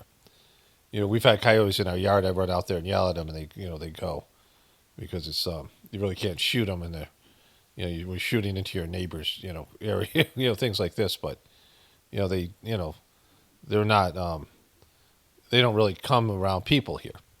And this coyote's just running. I mean, it just took seconds to go like, a football field length. And it disappeared. Like, holy shit, that's fast, right? But I saw this Richard Attenborough one of his documentary Planet Earth, one of his Planet Earth things, and they were somewhere in the north, like Canada, or cold part of America. I forget where they were. I think it was there. Maybe it was Alaska, and they showed these. They were following these wolves, and the wolves see a coyote, and the coyote's probably, quite a bit of ways from the wolves. And the coyote sees the wolves, and he knows that when wolves see a coyote, they kill it. Coyotes the population has exploded because we've killed off all the wolves, right? Most of the wolves, and are trying to introduce them to places in America. But the wolves killed the coyotes, right? And the wolves would eat your cattle, and so people would kill the wolves. And the wolves are, the coyote just turns and runs, and the coyote's like really fast, like oh man, they're never going to catch that. And within seconds, the wolves were on it and were tearing it to shreds, right? And there's always something faster than you, or this is how life works. There's always something out there that's bigger or stronger, or there's getting humiliated or being humbled is always a part of life. As you get older, you get weaker. You could be the strongest person in the world, mentally or physically or whatever it is, right? Or the strongest country in the world, and it's only a temporary thing. And this is something that everyone should keep in mind. They're going to talk about Poland here. We'll come back to this, but Poland's here. Here's the Ukraine, right? And here's Russia, is over here. This is all. Russia's a big place here, mostly up north, and coming into Europe. So this is all Russia here, Finland and Sweden, and these countries that border Russia. The one that they seem to have the issue with is the Ukraine. Of course, Ukraine is farther south. It's not as cold as these places up here in Russia. This huge area here that's Russia here, right? And so, with all this, what's going on here, there's these other countries that are all part of NATO. And if Russia attacks any of these countries, it's World War III. And he's going to talk about how Zelensky, that once Ukraine is done, Putin's going to try to take these countries. But there's no evidence to support that. And I'll discuss this, right? So that's his one thing that he says that Ukraine's doing as being a sort of, is blocking Russian aggression from all these other countries. Look at Trump's fucking face. We're only about we're not even halfway through this thing yet. But there's a whole other thing going on with Israel, right? Like, so there's two major things here, right? Like, and then there's a thing with China. So, it's very tumultuous. If this election were lost, if we didn't win this election, and by the way, we won it by a lot, that was a... Wait, let's go back here where it says World War III so we understand where the reference is. The Third World War. This was headed in the wrong direction. If this election were lost, if we didn't win this election, and by the way, we won it by a lot, that was a mandate. We won every swing. See, this is Trump's narcissistic wounding. Because who gives a shit about you fucking how much you won and the mandate? He's trying to say this to Zelensky. The American people are behind me. But everyone's heard this over and over again. And, this is, he's got to do this braggadocious bullshit, which undercuts his whole position here, because he's in the higher ground here, at least in terms of, what Zelensky and Ukrainians have to eat shit. Like, he's saying you guys got to eat shit, and they don't want to eat it. Like, he's got a spoonful of shit he's trying to shovel into Zelensky's mouth, and Zelensky doesn't want to eat it. But, it's the kind of shit you have to eat to stop what's happening in your country in terms of the war. State, we won the popular vote by millions and millions of votes. We won everything. The districts, you look at the areas of red, take a look at a map. This was a big mandate. And why don't you pull out some pictures?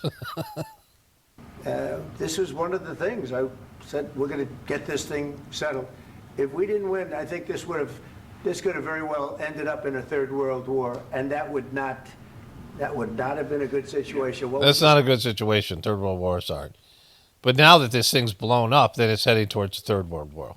That's what he's saying. And my second question for President Zelensky: why don't you wear a suit? You're at the highest. Why don't you wear a suit? You're at the highest level in this country's office and you refuse to wear a suit, just want to see if you, do you own a suit? Yeah, problems. A lot of Americans have problems with you not. Look at him.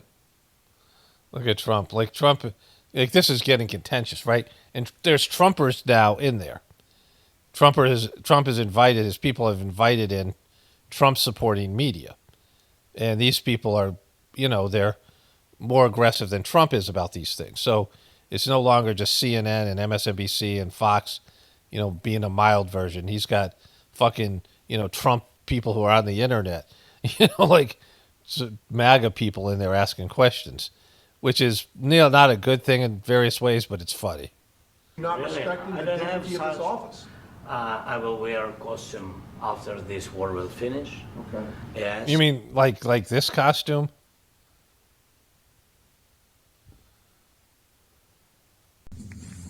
Oh yeah, there it is. Woo! Like, how could that be your fucking leader? How could that be your fucking leader? Look at him go. Look at him fucking jiggle. Look at that motherfucker jiggle. Look at his vagina. Watch his vagina jiggle. Jesus Christ. How could that be your leader? I mean, Joe Biden was senile, had Parkinson's, and Trump is his own nightmare. But how can this be your fucking leader? I mean, how is this funny? Like, how is this entertainment? Watching a guy stand up and jiggle. This is like some drunk shit that somebody does at a wedding or something, and everyone's like grossed out. Like, how is this guy on stage and considered a star? Like, holy shit. Yeah, come meet with Trump. Do this. Do your little jiggle, right? Like, how can you be taken seriously after that? Like, the humiliation of the thing, right? Like, if that, if like you did something, got drunk and you did something like this, and it made it on the frickin', around the internet, just in your small social circle in your town or whatever, you jiggling like that, your mangina jiggling like the whole fucking. And so, like, how can this be it? How could that guy be somebody who's, in a pivotal country right now that's on the cusp of starting World War III, and that's what you got. There you go. You bring it, bro. So that's your guy right there. So what you just saw, he's just talking about costume. We'll go back here. I'll put on a costume. Now, I think this is a costume. Like, I'm totally fine with the way the guy's dressed, right? Well, me saying on the cusp of World War III, that was from like 3 days ago, right? It had nothing to do with this thing here. Like, I didn't know this was going to happen, obviously, but it was from days ago. That was a clip I shot days ago. But I don't have a problem with the way he's dressed, because this tie thing is bullshit, right? Why do you wear this? It's goofy. It has no purpose other than being a weapon. My brother told this story about he had these two thug criminal friends, and I think my brother was a bouncer at a bar, and they came in, and there was a guy, and there's some big guy with like he was a huge guy with a big red face, like his face was all fucked up, but he had a tie on and a suit, and he got into it. They started talking shit with one of his friends who was also these big guys, and the guy's like, no, let me buy you a drink, one of my brother's friends. And he buys the guy a drink, and when the guy doesn't look, he pulls the guy's tie and pulls his fucking head into the bar, and like teeth came flying out and all this shit.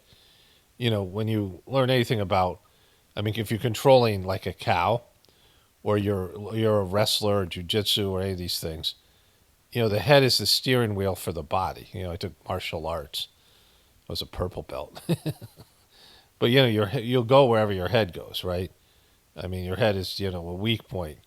A variety of reasons. If people get to control your head in a headlock or a sleeper hold or whatever it is, right? It's something to avoid. And to have something like this around your neck is stupid. It's just like, the suit itself, I guess, the jacket or whatever it is. Yeah, okay. But it's just some an unnecessary costume. Even this guy's saying a costume. But this guy had no problem with costumes when he was a comedian. He's an ass clown. And, let's go back to this. A lot of Americans have problems with you not respecting the dignity of this office. I will wear a costume after this war will finish. Okay. I'll wear one then. I'll put on the suit. Yes, maybe one. Maybe something like this. Something like Yes, yours, sir. yes. That'd be great. Maybe something better. I don't know. We will Yeah, see. you can use American taxpayer dollars to pay for it. Fuck, you know, like. Maybe something cheaper than yeah. Thank you. Thank you. Thank you. Thank you. Like he was such a douche about it, right? Thank you, President Trump. You said yesterday that you have. Are you going to send more arms to Ukraine in case there's no peace? Yeah, we're going to have arms to Ukraine, yeah, sure. Hopefully I won't have to send very much because hopefully we're going to have it finished. We're looking forward to finishing this quickly. We're not looking forward to sending a lot of arms. We're looking forward to getting the war finished so we can do other things. But we very much appreciate the agreement because we needed what they had, and we're treating, you know, our country is now treated fairly. Biden didn't do that. He didn't know what the hell he was doing. This should have never happened. This should have never started. Well, should this have never started? Did Biden cause this war? But, you know, sure, the answer is yes, but hopefully we won't have to send much because I'm looking forward to getting it done quickly, very quickly. Does that mean you'll provide security guarantees, Mr. President? I don't want to talk. Again, there's already been asked. So that's Caitlin Collins.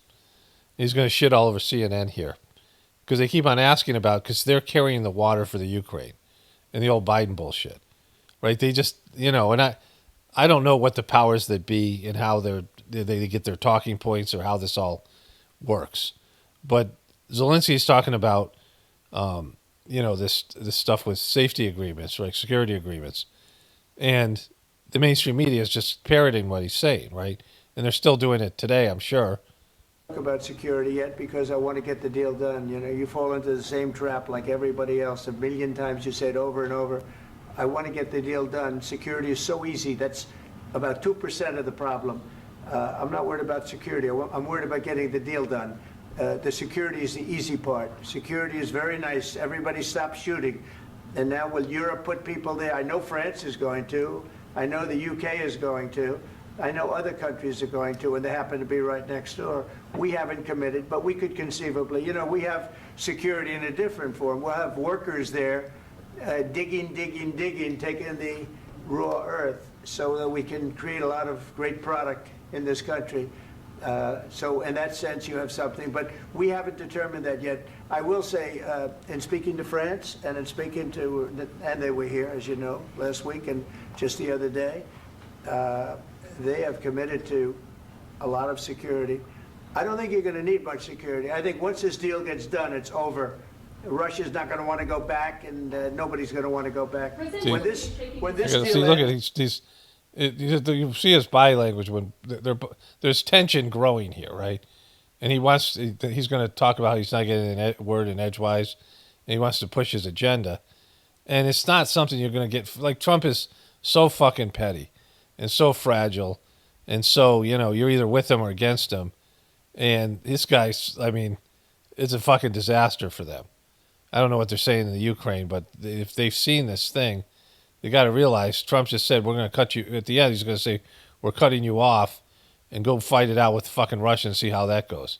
And maybe he'll give some money to the Russians. He's just giving Putin a fucking, you know, just go do whatever you got to fucking do. And Putin knows how Trump is. And so, like, this guy just fucked this whole country, right? I really believe this deal is going to be over. He was. Yeah, please go ahead. Go ahead. Mr. President, thank you. You hosted Macron and Keir Starmer at the White House this past. See, look at he did this where he's not getting a chance to talk. He's going to take shit on CNN later. That's not where he does the shitting on CNN. Russia's not going to want to go back, and nobody's going to want to go back. When this deal ends, I really believe this deal is going to be over. Yeah, please go ahead. Go ahead. Mr. President, thank you. You hosted Macron and Keir Starmer at the White House this. See, Caitlin Collins was giving him another option to say more, but he didn't get a chance, so he's getting pissed, right? Like, he's just frustrated, which, you know, I understand why you get frustrated with Trump, but dude, you're going to get no fucking more money, right? This past week, both of whom praised your courage and conviction to lead the pathway towards peace. Yes. Part of that involved, though, re-engaging Russia in diplomatic relations, something that previous leaders lacked the conviction to do so. What gave you the moral courage and conviction to step forward and lead that? This is like a plant. This is one of these MAGA people out there. I love this guy. Who are you with? One American News, sir. Well, that's why I like One it. American News. Like he's bringing all these people in, right? Let's let him say. One American News does a great job. That's very. I like the question. Of course you do. The problem for Trump is, before Trump had, like I said, he went on Joe Biden and said he didn't know what the fuck he was doing, and he had to appoint insiders, Washington D insiders that weren't Trump people, to keep position as an administration. And he said, bringing in outside people, they hadn't been scrutinized. They hadn't been vetted. And so, bringing in a corporate guy or some of his people. So he couldn't do that. So he had to bring in people who were a part of the D.C. establishment. And those people all undercut him. And they prevented him from doing shit like he's doing, now with Doge and all these things, right? Potentially disastrous things. And this has happened, this was a good example. I think it was the Bay of Pigs with Kennedy, where you have a lot of yes men around you.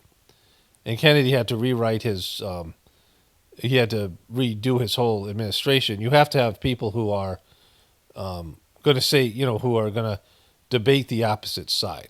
But Trump can't have that. Like if you don't agree with Trump, he shits on you and then fires you and then shits on you some more, right? And so Trump only wants yes men. And you can see this on the show The Apprentice. And that's really dangerous because you don't understand that there's another point of view. And Trump never does. And Trump just makes shit up and they don't fact check him or confront him. And so all the people around him are yes men. And he brings in this media now that are yes men. He's just going to discount CNN and the rest of these people, which is fine because they are fake news. But Trump is also fake news. And so there's no bullshit meter or detector with him. And he just has people, patting on the back and saying things to him without getting, and he doesn't bring in the opposite people. I showed you this with two meetings he had. One was with gun control. It was all gun control people for the most part. And then the other thing was about asset forfeiture. And it was all police, people who are in the police management, in various levels of police management, who are all for asset forfeiture, taking your shit, right? Which, Trump later found out, like when he started being on the wrong side of the law when Biden was president, he didn't like asset forfeiture, but he thought it was a great idea. And he didn't have anybody in the room with him to say, no, this is fucked and you can't do this. And the same thing with gun control. He was just buying whatever Dianne Feinstein was selling. You see this often with Trump. Like he just doesn't, he's not curious and he doesn't weigh both sides. He makes his opinion about something and he just expects everyone to fall in line. And he usually does it on very little information. Like he's saying raw earth, not rare earth minerals. Like he just, he's not thoughtful, he's not detailed, and he's not somebody who's connected to some, divine force where he can, have some insight. He just, makes a quick decision, an impulsive decision. He used to fire the wrong people on Apprentice, and they'd have to go rewrite the whole show to make some justification for his actions because he just makes, rash decisions like this, often impulsive and bad decisions. You see it over and over again. And now he's got all these yes men in the media surrounding him, and so he's got less and less feedback, less and less checks and balances. And so he's just got a blank check to destroy America. I think it's a very good question. It's a pathway to peace. It's a pathway to getting something solved. And I feel that as the head But where did you get the moral courage to do that, sir? this country, I have an obligation to do that. Plus, we're very much involved. He looked at somebody and they were like smiling, like he's just. We got involved. He's just, watch, I'll go back and show you that. He glances at somebody. And I feel that as the head of this country, I have an obligation to do that. So these are Ukrainian people sitting on this couch. This is the ambassador and other people. He just gave him the side eye, like what the fuck, he's mocking Trump here. Plus, we're very much involved. We got involved. It's too bad we got involved because there should have been no involvement because there should have been no war. And there shouldn't have been October 7th. That would have never happened. As you know, Iran was broke. They had no money to give to Hezbollah. They had no money to give to Hamas. They were stone cold broke. And then under Biden, they became rich as hell. So that's a lie, because Hamas is Israel's asset, which is the only reasonable explanation, which I've said over and over again. And so, you know. They went from no money to $300 billion in a period of 4 years. And so that's almost the same amount of money that Biden gave the Ukraine. And they gave a lot of that money away, and you see what happened. And that's a real mess also that we hope to be able to solve. But no, I appreciate your question very much. Well, you have that excellent video up on fucking Instagram. I feel I have an obligation to try and do something to stop the death. If I can answer. Yes, if I can answer. Please, Sorry. Please. He wants to get in there and shit on what Trump just said, right? Please. And I do like your clothing, by the way. Yeah, really? Even though I think he's a great guy, by the way. But I don't know if you two like each other. But you know what? I think he's dressed. I like this guy. I think he's dressed beautifully. So I have more serious things than answer on such questions. Sure, I will answer on more serious questions if I can. If I can. See, he looked at Trump. If I can, you won't let me talk, motherfucker. Which, you know, you're America's bitch, right? Like, that's the whole issue here. Like, you know, whatever, you know, the powers that play, you're America's bitch. You're into us for $350 billion. And Trump's like finally saying, all right, well, you guys are going to give us some raw earth, you know, to compensate for the money. And so America's finally getting something out of this. Europe is supposed to get out of it, whatever. You know, this whole dispute about who's giving more in these things. But you're America's bitch. I mean, this is what it comes down to. Like, without America, you're fucked. And Trump won't say that to Israel, which he should, but he won't. And say, you know, get out of Gaza, which is what Trump should do, but he won't, because he's Israel's bitch, right? But this guy's Trump's bitch. Why? I like this guy. I think he's dressed beautifully. So I have more serious things than answer on such questions. I will answer on more serious questions if I can. If I can. Yeah. Shut up, Trump. So please, about security guarantees and about just ceasefire.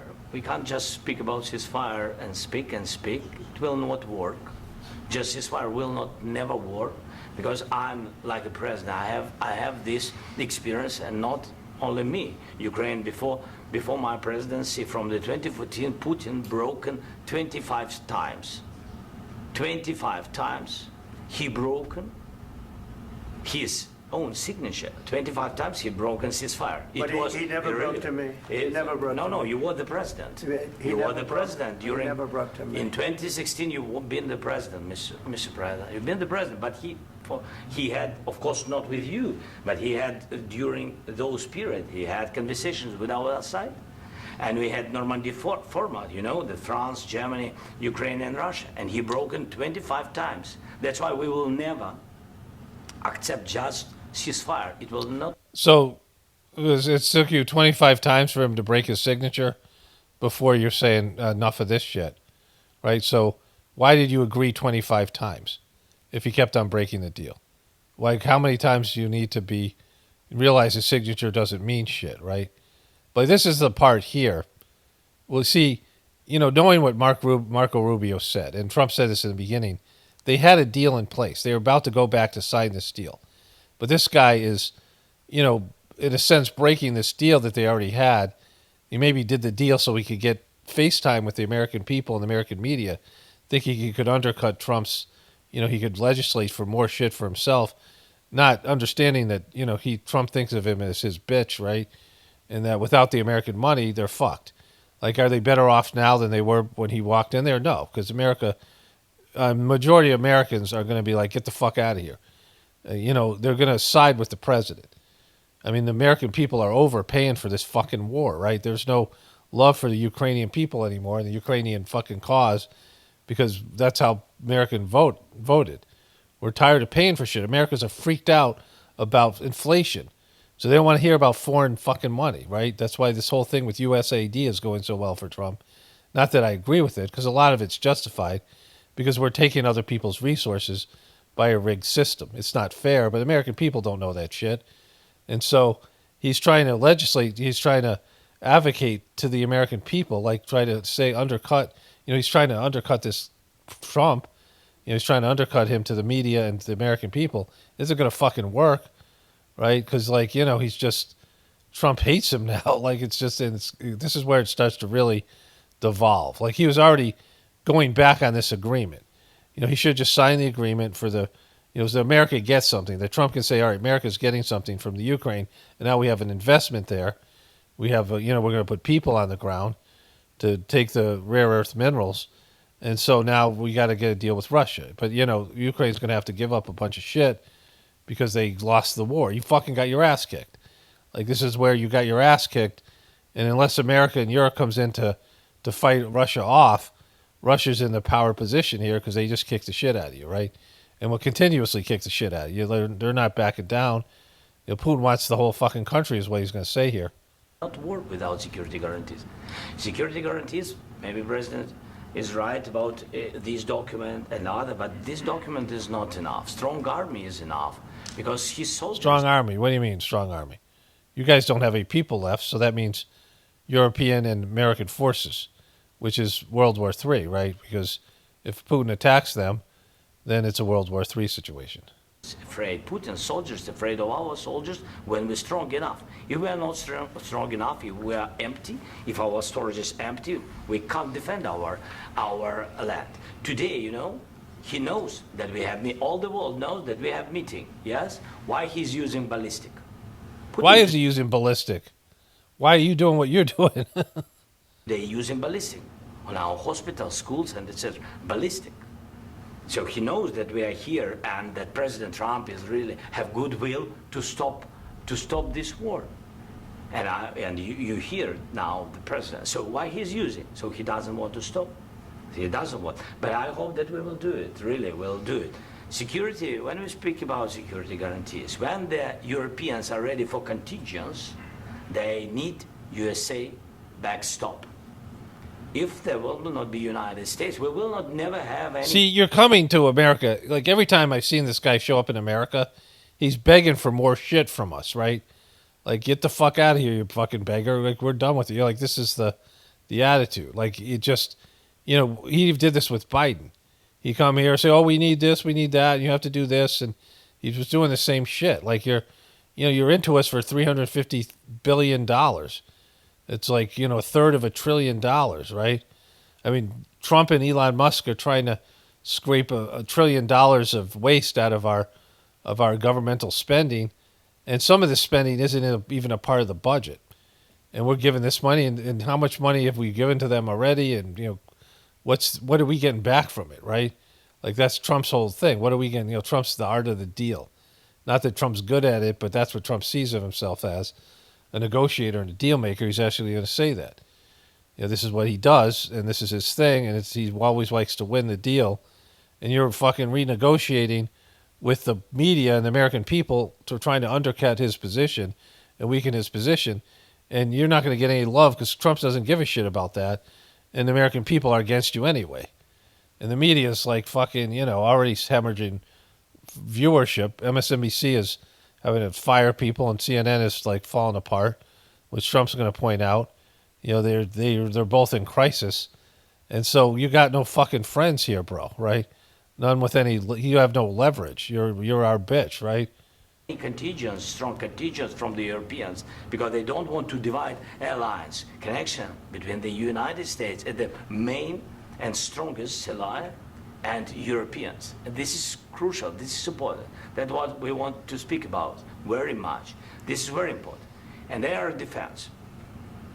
So air defense, really, we have big deficit with all these systems, and we need to provide this. We need it very much. Otherwise, Putin will never stop, and will go further and further. He doesn't want. He hates us. It's not about. He hates us. Me. He hates Ukrainians. He thinks that we are not a nation. He thinks, and he shared these thoughts. I think maybe with your team also. I don't know, but with all the Europeans, in media, officially and not, he always said that there is no such country, such nation, such language, and such life like Ukrainian. No, he really doesn't respect all the Ukrainians, and he wants to destroy us. And you are right, Mr. President. That's 2%. This document, maybe other documents, it's a very good start, very good, but it will not enough to stop this person. Should Russia pay to So you want American military. I mean, he's saying he wants American military, not just all the weapons and money, but American personnel to go in there and beat the shit out of Putin. He wants us to be at war with Putin and Russia. And that's what he's trying to sell to the American people, war with fucking Russia. That's what this piece of shit is trying to sell to us, right? And, whatever Biden did to open the door and whatever Trump's doing now, there's a pathway now that would lead to World War III. That's what Trump's saying. And it's going to end up there. Eventually it will. No matter what, it's whether it's the Ukraine, it's going to be with Israel, it's going to be something. Because America attacks Iran, it's going to be Iran. Israel's already going into the West Bank. And once, Trump's given a blank check to them, the same way he's given a blank check to Putin, Putin can do whatever the fuck he wants to Ukraine now. He knows that Trump isn't going to, Trump hates this guy now. Like, this is what this meeting has done, is just give empowered Putin, which the mainstream media is saying. And so that's where we're at, right? Okay, so I just took my dogs for a walk. It's freaking freezing outside, horrible wind and a little bit of snow. It was just like 60 degrees for like 3 days in a row. And I started listening to some of this. I'm just going to show you a brief clip here because I have so much left of the other thing to get through. But this is him defending himself on Fox News. I already played you a little bit of this.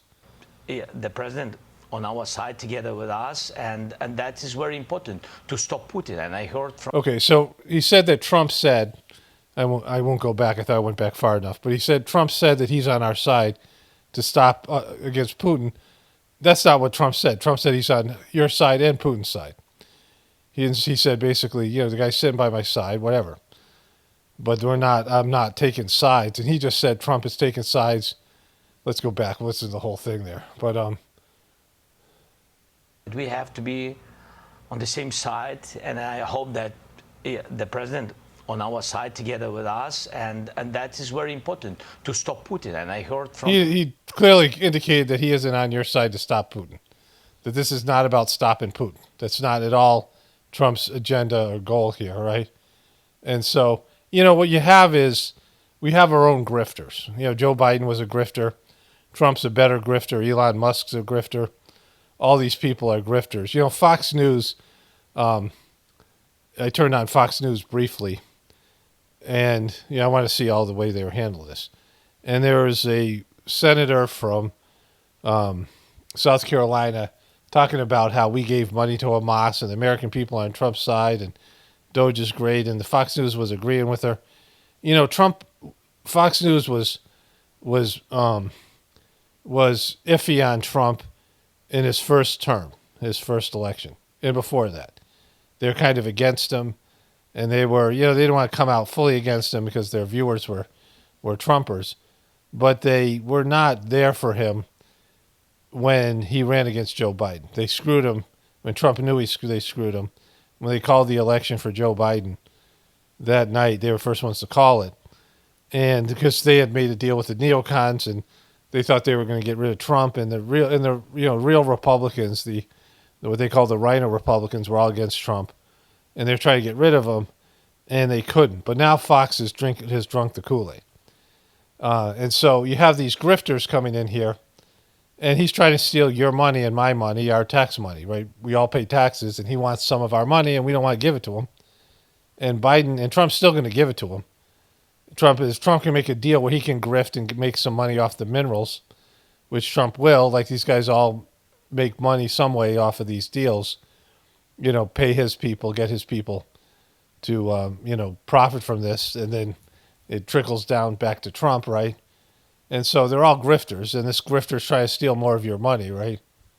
President Trump, a lot of times that he will stop the war, and I hope he will, and we need to pressure him with Europe, with all the partners. And I think this dialogue had to be a little bit earlier to understand... Yeah, that's not what's happening. We're not doing that, right? We're not pressuring the Russians to stop the war. We're not putting our ass out there to get involved in World War III over something that was just a fucking money laundering scheme that you and Biden cooked up together, right? Fuck you. You know, like you're our bitch, right? Give us back our $350 million, right? $1 billion. We are. Like, you know, I don't remember exactly, but like President Reagan said that peace is not just an absent the war.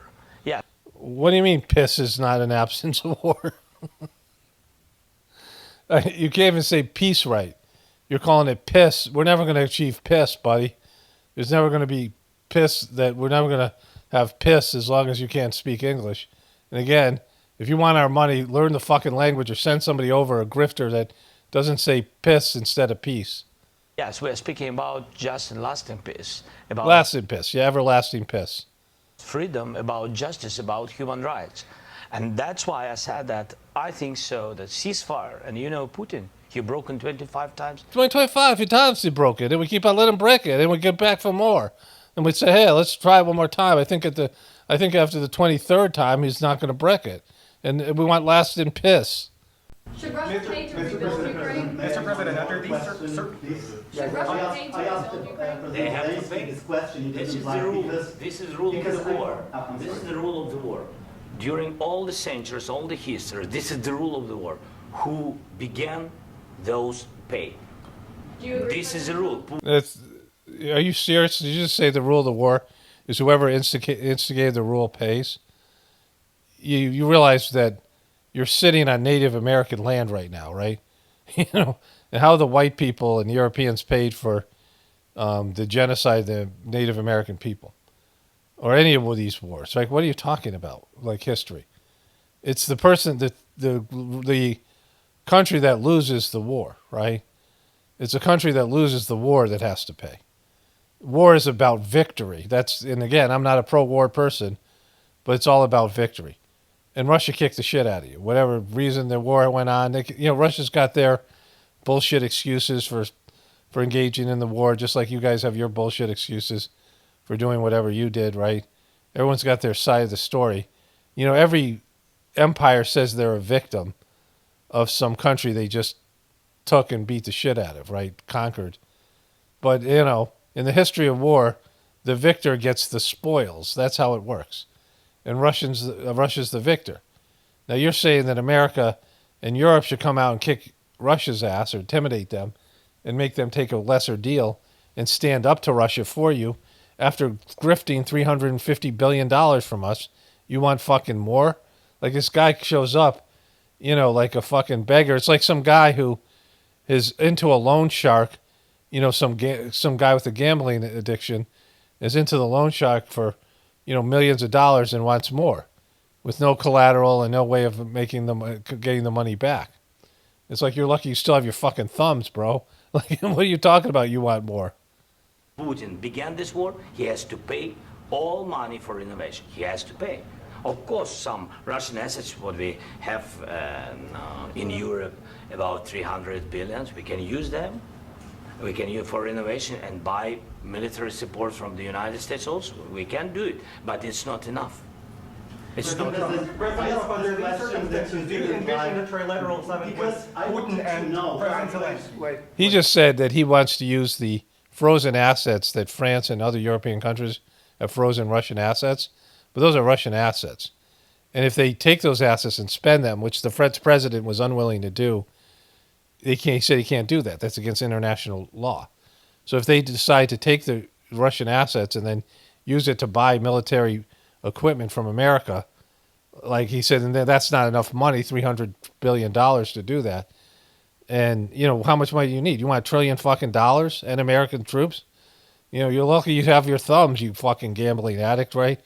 You know, you're into us for $350 billion dollars, and you want fucking more. Like the fucking, this, I mean, he's got a mangina when he's doing that dance, but the ball's on the guy. 1 second. I asked this question that you didn't like because I wanted to know if you want to position yourself in the middle between Russia and Ukraine or on the Ukraine's. No, I'm in the middle. I want to solve this thing. I'm for both. I want to get it solved. And it's wonderful to speak badly about somebody else, but I want to get it solved. If we can solve it, great. If we can't solve it, they're going to have to fight it out, and who knows what's going to happen. But I want to see it get solved. Ukraine's going to get their ass kicked. Russia has superior military force. If they fight it out, Ukraine's already, like he says, he just came here a year ago and said that if they were going to lose the war, if Biden didn't give him more shit, and Biden wasn't wanting to give more shit, and the Republicans, he was taking a tour of the American political sphere and trying to get more money, and the Americans were over it. And Biden had already realized this was a losing issue for him. The American people weren't buying into this shit anymore. Solved. May I follow up? One more question about U.S. troops in Europe. After Russian invasion of Ukraine, your predecessor sent additional troops to Eastern Europe, including Poland, my country. Yeah. Are you committed to keeping these troops on the eastern flank of NATO in the future? I'm very committed to Poland. I think Poland has really stepped up and done a great job for NATO. As you know, they paid more than they had to. They are one of the finest groups of people I've ever known. I'm very committed to Poland. What about Baltics? Poland's in a tough neighborhood, What about the Baltics? The Baltics, they got a lot of, it's a tough neighborhood too, but we're committed. We're going to be very committed, and we're committed to NATO. But NATO has to step up, and the Europeans have to step up more than they have. And I want to see them equal. This is what I was talking about when I showed you Poland earlier, right? Because these are the countries that are on the other side of Ukraine, are the west of Ukraine, that would feel some threat from Russia if Russia annexed the Ukrainian country, right? Russia would get a lot out of Ukraine, much more than Israel would get out of Gaza, because Ukraine is a huge country with lots of resources, right? Equalize, because they are in for far less than we're in, and they should be at least equal. You understand that? Why is the United States, we have an ocean in between, why is the United States in for so much more money and other things as Europe? With that being said, and as you said, they've also been obviously very helpful, but we have put in far more than they have, and I think they should equalize.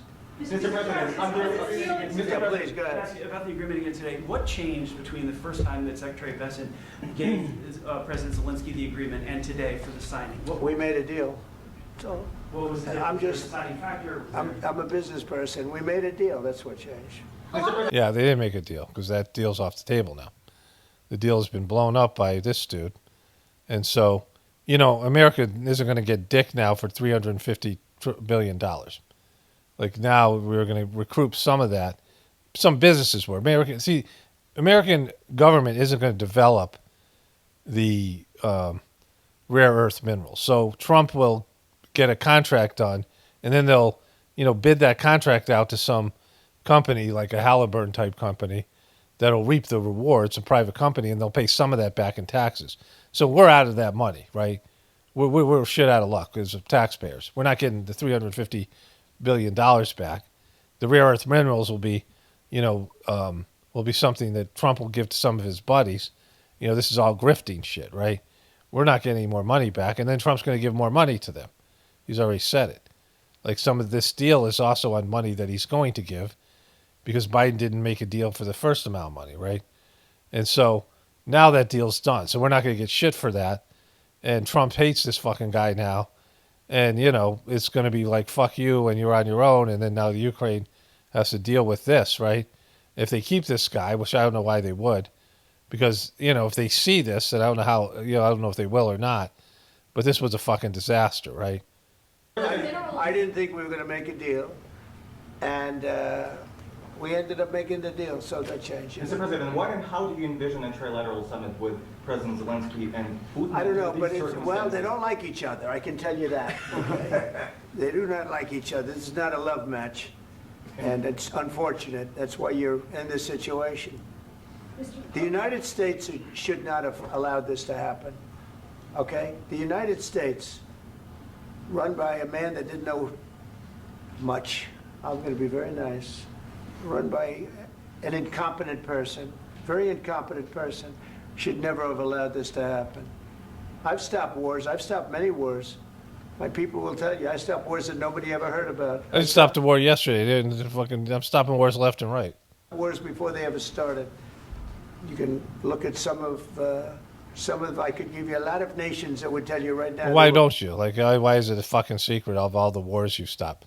You know, other than the Niagara Falls region of which girls did you bang, right?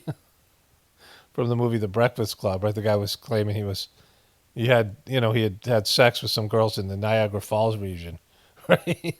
When he was on vacation, that kind of thing. Well, tell us of the countries of the wars that you've stopped. Look at him, he's laughing. We're probably going to war. I can tell you, right now there's a nation thinking about going to war on something that nobody in this room has ever even heard about.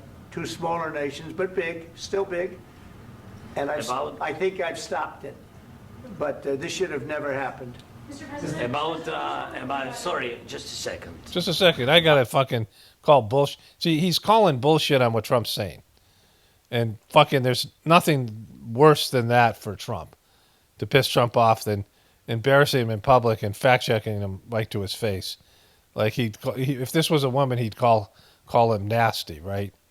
About any negotiations. First of all, I want really to tell you, and I think that everybody understands, that Ukraine, more than Ukrainians, nobody wants to stop this war.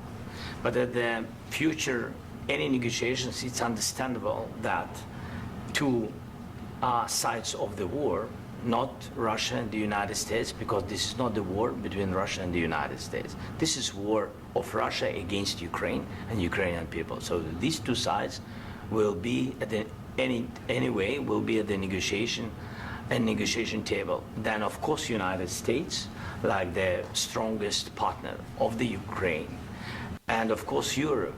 I think Europe is very important. I want to speak about it with the president. Yes, Europe is very important for us because we really defend Europe for today. All Europeans really recognize that we are defending line, and they have real life, and our people are dying. That's why they helped us. And also, it's about the NATO. Yes, between, like the president said, you have big, nice ocean. Okay, so here's the... Yes, between us. But if we will not stay, Russia will go further to Baltics and to Poland, by the way. But first to the Baltics. It's understandable for them because they've been in the USSR. They've been. Okay, so what he's saying here is, all these countries were once part of Russia. Russia was monstrous. And then, that whole thing that happened with the Cold War and all the stuff that happened with the wall coming down in East Germany and all that shit, right?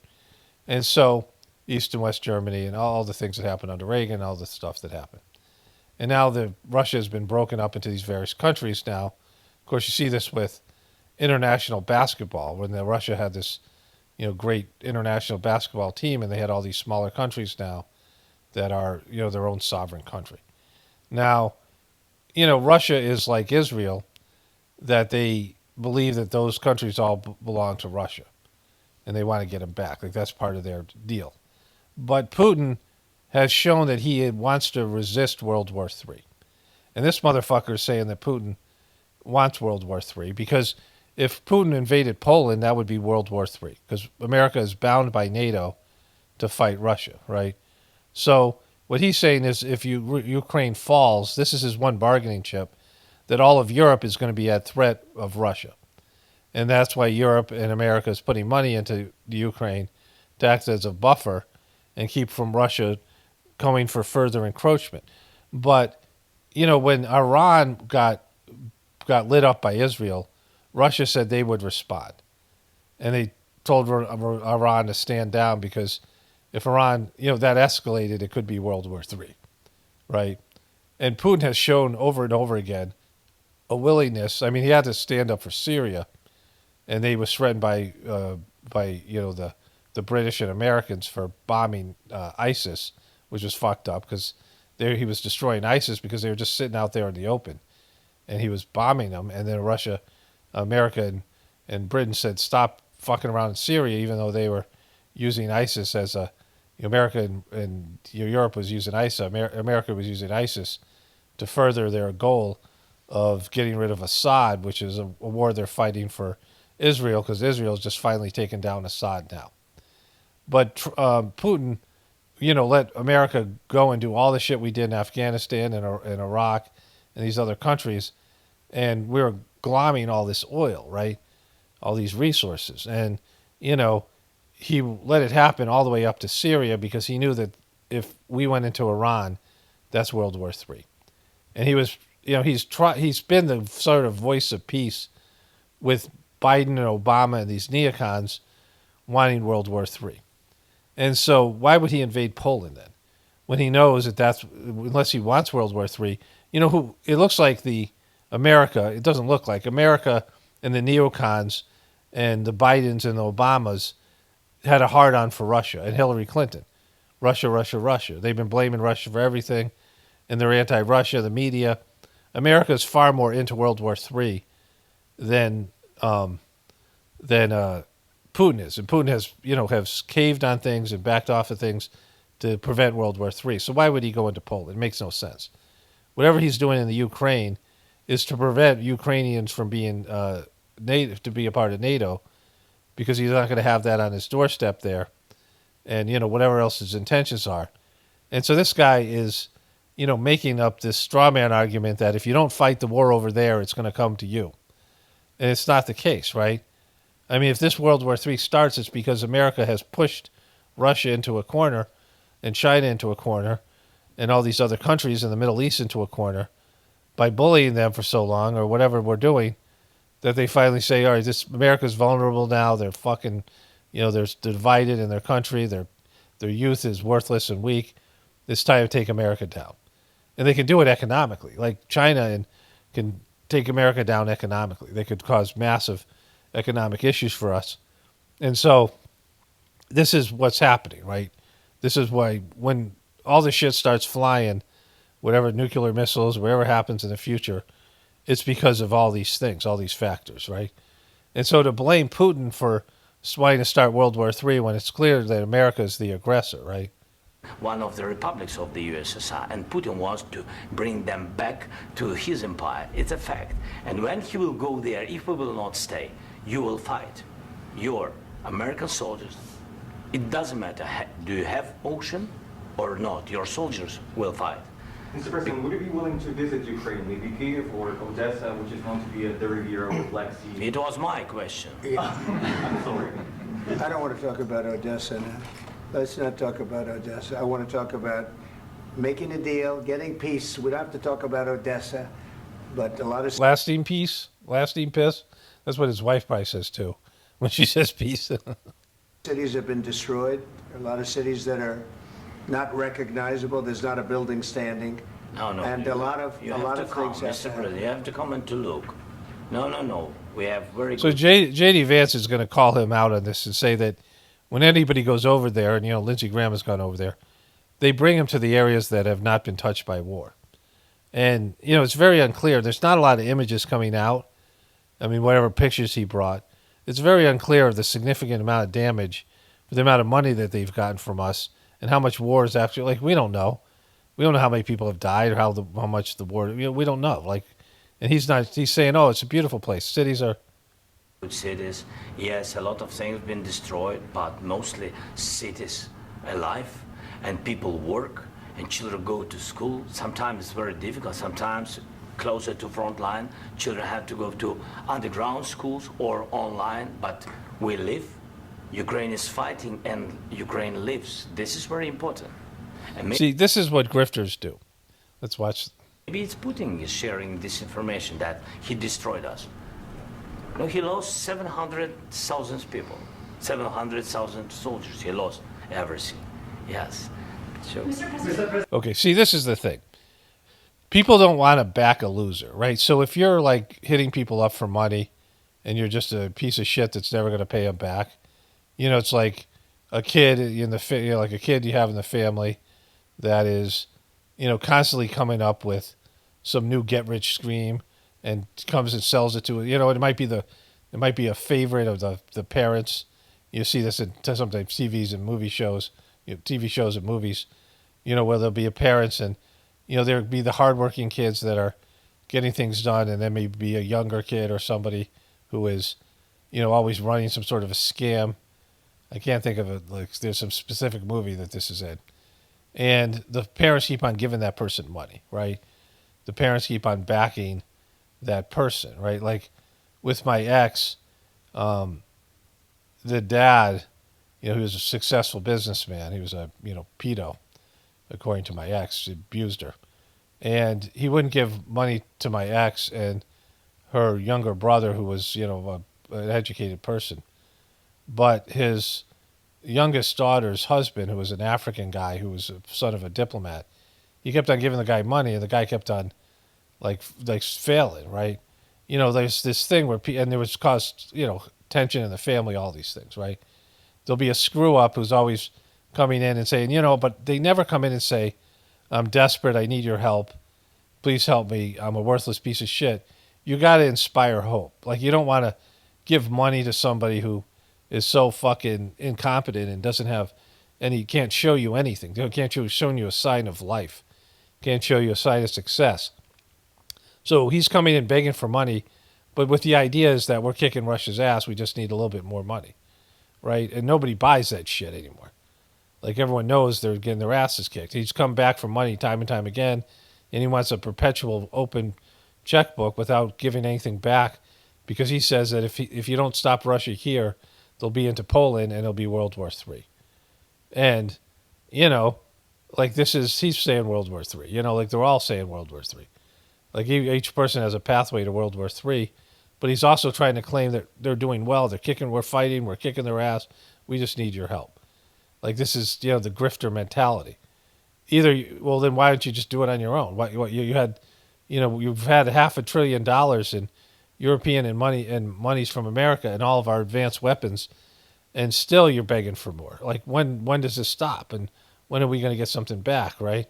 And now you have this deal for these rare earth minerals that Trump could say at least he got something out of it, and you've blown that fucking thing up. Like, how good are you doing if you can do that, right? How much do you need our money if you feel confident enough to say fuck you to America, which you're doing right now? Fuck you, yeah, you guys gave me, what have you done for me lately? That $350 billion isn't enough. You guys, got to give us more. Why do? Well, why can we claim you as a dependent? Like, and so this is like, the arrogance of the guy, this grifter. It's a pair of grifters, right? Look at Trump. Now Trump's like fucking getting bummed. Like, he realized this guy's fucking him, and he doesn't know what to do about it until J.D. Vance steps in. And we're only about 7 minutes away from that. But you can see it building. Like, this guy, his body language showed that he didn't feel like he was getting his point across, and he's trying to, use the media and the American people against Trump because he doesn't like the deal and he doesn't like Trump's attitude. And he doesn't realize it's just, he's made it way worse. Like, America's, as much as people dislike Trump, the majority of Americans don't want to, that everyone's suffering from inflation. We want this thing over. We don't want fucking to spend more money. Even CNN and MSNBC get aware of the American people not wanting to pay anymore. As much as they want to shit on Trump, they even have to cover out how bad this guy fucking blew this up. If the Ukrainian people knew what happened here, they would tell this guy not to come home, right? Like, you fucked us, right? There's, there's no leverage. You don't have any leverage here. Okay, so I listened to a little bit more of this in my car. I had to go for a little drive and pick up some things. And this was the first part I want to show you before we get back to the end of the debacle there. To be very free. I'm told that you were told multiple times from lawmakers on Capitol Hill and the White House to make today about the minerals deal and the economic deal. So he's shaking his head, yeah, that happened. So what Marco Rubio said is true. They said, don't fucking bring up. And then get it signed and let negotiations play out over security guarantees step by step. Is that true? I said that we have to sign this document, and we are ready for this. And this will be the first step to security guarantees. But it's not enough. I think so. Maybe. So, but they said, don't talk about that. Let's get the first step done, and then we'll deal with this down the road, which is Trump was saying over and over again to the media. And yet he pushed it over and over like Trump would do. except Trump doesn't like Trump. Like Trump doesn't like someone else trumping him, right? And so, he was told by everybody, and so that's why J.D. Vance came in and all this other stuff happened, because they said, let's not talk about the security guarantees. That'll come next.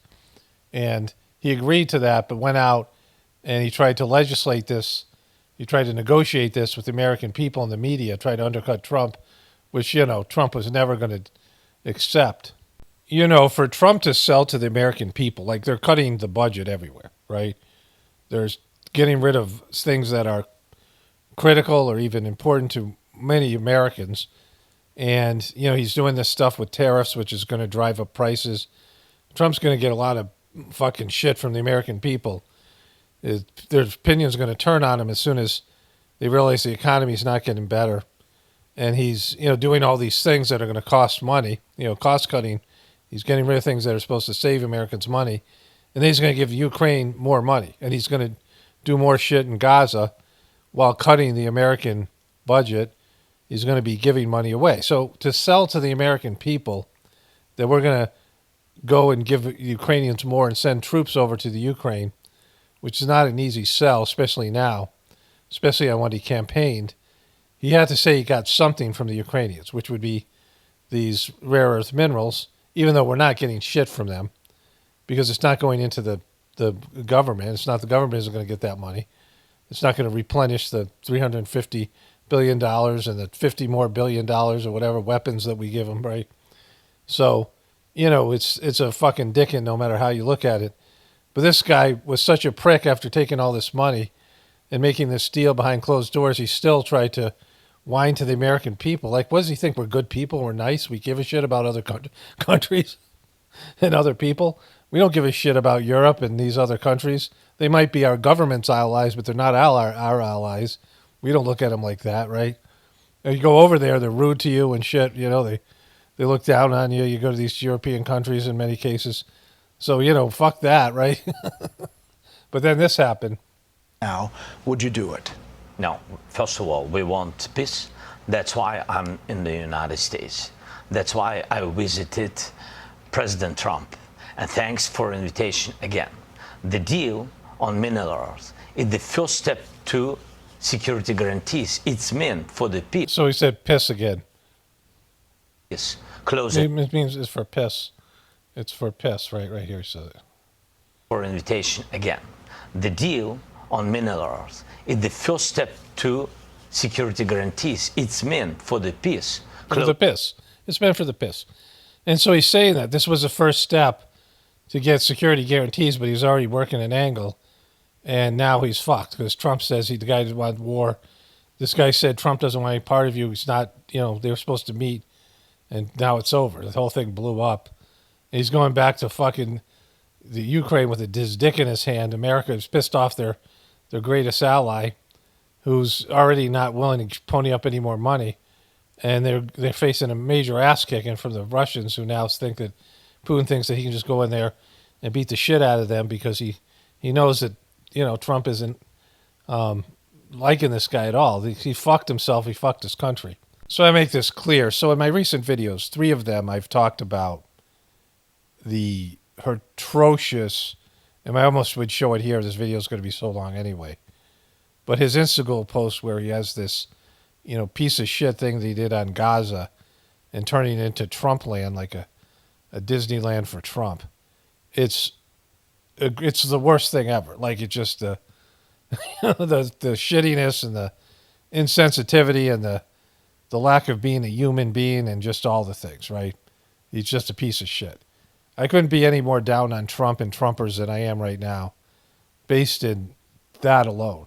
And then all these other things that, whatever it is, he's just a selfish prick. And he's right in this thing. Like I said, I couldn't be more down on Trump, but this fucking grifter right here, I just saw this guy from Fox News. He was on Fox News, and he was some, I kind of recognize his name. Maybe he was a former general or somebody. And he was talking about how this guy's endured a lot watching his country get their ass kicked by Russia, and you can understand, what he's had to endure. No president had to endure what he has to endure. But he said he should have known that he should have came out here and that the media was going to try to divide them and do things, because the liberal media was certainly going to push these security guarantees, which he actually didn't. The media didn't bait him into this. He volunteered. He came in talking about this right from the get-go when he had been told over and over, don't talk about it.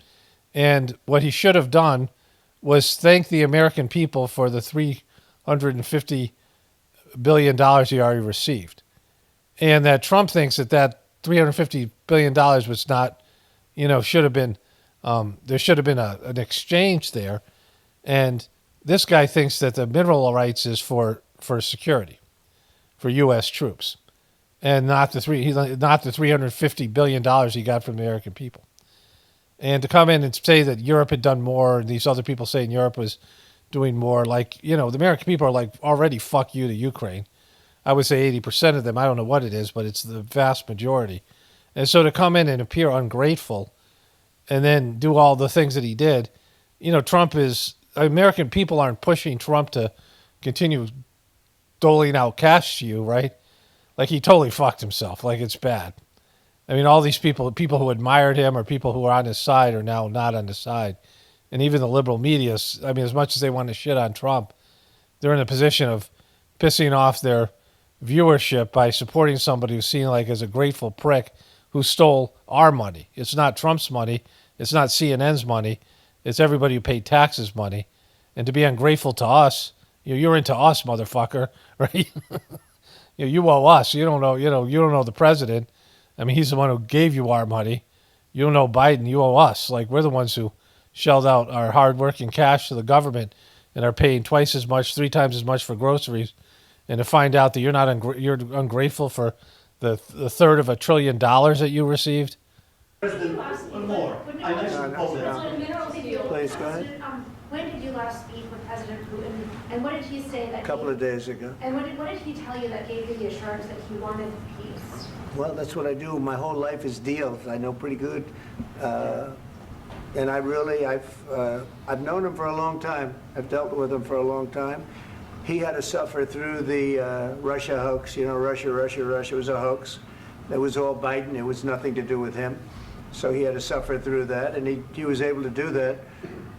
I think that he wants to make a deal, and he'd like to see it end. That's all I do. That's what I do. My whole life, that's what I do, is make deals. And I'm in the middle of a mess, because this is a real mess. Yeah, he's now realizing this guy fucked him. And he's not, he's doubting the mineral deal now. And this guy's just not getting it, right? It's a very dangerous one.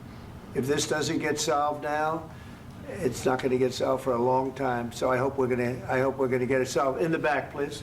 Thank you, Mr. President. Prime Minister Starmer claimed repeatedly that his government believes in free speech and was not engaged in censorship.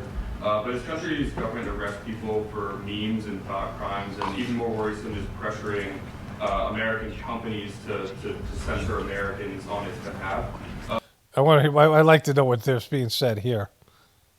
How can he be a reliable, trustworthy partner when he says things that are demonstrably false on such an important topic? Well, we actually spoke to him about that yesterday, and we thought they took. So I want to cover this. I'm not totally aware of what this is. I think it has to do with freedom of speech and Americans with freedom of speech. Well, let's listen to Trump say this. Very, very much too far. JD was very strong on it. So was I. So was Marco. And we've been speaking to him about it. Marco, would you like to say something about that? Yeah, we have concerns, obviously, with the conduct of those, particularly as it impacts Americans. And there's real concern that American speech, which is online, could fall into the hands of British or any country's jurisdiction. And so this is a point the Vice President made at Munich, and I think it's a very compelling one, that what unites us with Europe, as much as anything else, is these ships. This is what Mark Zuckerberg talked about in with Facebook, that he was suffering from Biden censoring Facebook in America and made it easier for Europe to do it. Now the liberals that are censoring people in Europe, and hopefully Trump stands by his word and doesn't start censoring critics of his own, right? And I don't know if the social media companies will go for it for Trump. Like, hopefully that doesn't come about. But if these countries are censoring American people, and I'll get this story and I'll talk about it more in my next video. But, that's a big deal for all of us, right? This is truthers. We know what happened in Australia and in these liberal countries. Australia, I think, was the worst. around COVID. And this whole thing was like, our ability to express ourselves and get, information in the internet, and they're suppressing that, right? Impacts Americans. And there's real concern that American speech, which is online, could fall into the hands of British or any country's jurisdiction. And so this is a point the Vice President made at Munich, and I think it's a very compelling one, that what unites us with Europe, as much as anything else, is these shared values, and one of them being free speech. And so if Americans are threatened by it, we're going to need to take action in that regard. Mr. President. It's actually a very important question. We spoke about this in detail with the Prime Minister, the Foreign Secretary, and others at lunch yesterday, and I know that Secretary of Commerce Lutnick followed up in private meetings last night. This is really important. We believe Americans have the right to speak their mind, even if we in this room disagree with them. They have the right to speak their mind in the public square, which is often online these days. And we're going to defend that right as it pertains to American companies and American citizens vigorously if we have to. I do think that under the President's leadership, we're going to find common ground with our friends in the UK on this question, but it remains to be seen. The principle that will guide us is we believe in free speech in this country, and we'll fight for it for American citizens. Mr. President, on the deal, is there any other oil and gas component to the deal? Is it all critical? A little bit. We'll see. On LNG? But we're not really looking for that so much. We got a lot. We have more than anybody in the world, by far. So no, we're not talking about it too much, but a little bit. I think it affects also, but for the most part, no. And sir, is there any agreement from Ukraine to purchase U.S. LNG as part of the deal, or is that on the table at all? No, we don't need that. Mr. President, I just wanted to ask you about, you just mentioned that you'd spoken to Vladimir Putin a couple of days ago. Just to be clear, that's a new call, not the one that you... I've spoken to him on numerous occasions. Okay, and how was the latest call? What did you discuss? How did it go? Are you serious with that question? I am. I'd love to know. It went well. I think we're going to have a deal. On the minerals deal, Mr. President, some of those minerals are in the east of Ukraine, not far from the front lines and in areas that Russia has occupied. Will you direct President Putin to withdraw his forces from those areas if there's U.S. interest? Well, we'll take a look at the time. We have a lot of area. It's a very big area we're talking about, so we'll take a look. I'll study that, and I'll see. And who would protect those minerals if they are U.S. interests? Would that be Ukrainian forces? They'll be protected. The agreement will protect them. U.S. The forces? agreement, yeah, we're signing an agreement. Right, but what if Russia tries to invade or there's Russian aggression in those spots? I just told you, I don't think that's going to happen. And if that were going to happen, I wouldn't make a deal. If I thought that was going to happen, I wouldn't make a deal. Some people may wonder why. They ought to focus on CNN on survival, not asking me these ridiculous questions. Focus on surviving, because she keeps on pushing this whole security agenda, which is his agenda, which they knew. They were asking Trump about this in the cabinet meeting. He already said, there's nothing worse than getting the same questions over and over again, like you're going to slip up and say something else. It's the question you answer, and they do this in politics all the time. Politicians lie or refuse to answer a question, and so they ask the same questions over and over again. It's just a, waste of everybody's time, right? But CNN is pushing this, and he's talking about CNN tanking, right? CNN's got such low ratings, I don't think they're going to survive. Let's go. Please, go. I already mentioned Poland. Poland was under Russian control for decades after the Second World War. When I was a kid, I looked at the United States not only as a most powerful country, richest country in the world, the country that has great music, great movies, great muscle cars, but also as a force for good. Well, you're deluded about America, bro. And now I'm talking with my friends in Poland, and they are worried that you align yourself too much with Putin. What's your message for them? Well, if I didn't align myself with both of them, you'd never have a deal. You want me to say really terrible things about Putin and then say, "Hi, Vladimir, how are we doing on the deal?" That doesn't work that way. I'm not aligned with Putin. I'm not aligned with anybody. I'm aligned with the United States of America and for the good of the world. I'm aligned with the world, and I want to get this thing over with. You see the hatred he's got for Putin. It's very tough for me to make a deal with that kind of hate. He's got tremendous hatred, and I understand that, but I can tell you the other side isn't exactly in love with, him either. So It's not a question of alignment. I'm aligned with. Like, it's just his body language throughout. And, again, you got $350 billion from us, asshole, right? And so to show up without a suit, again, I'm not a big suit person, but in terms of America, and then snub your nose at the president and then push for something you agreed you wouldn't push for, and then have the American people who were certainly over this war, like you're trying to undermine Trump with them and, give the liberal media fodder for his, Trump hatred. I mean, it's a fucked up thing. Like, nobody wants this deal now. And nobody wants anything to do with Ukraine in America. I mean, I didn't want it ever. I knew this was a bullshit thing, money laundering. I knew Trump would try to find a way to get paid himself, right, through this mineral deal. Again, that's not for us. You're not going to see shit from the mineral deal. You're not going to get your money back. You're not going to get your taxpayer dollars back, right? You're not going to get some check in the mail from Ukrainian, rare minerals, right? So, it's just a thing Trump and his buddies were going to cash in on. The world. I want to get the thing set. I'm aligned with Europe.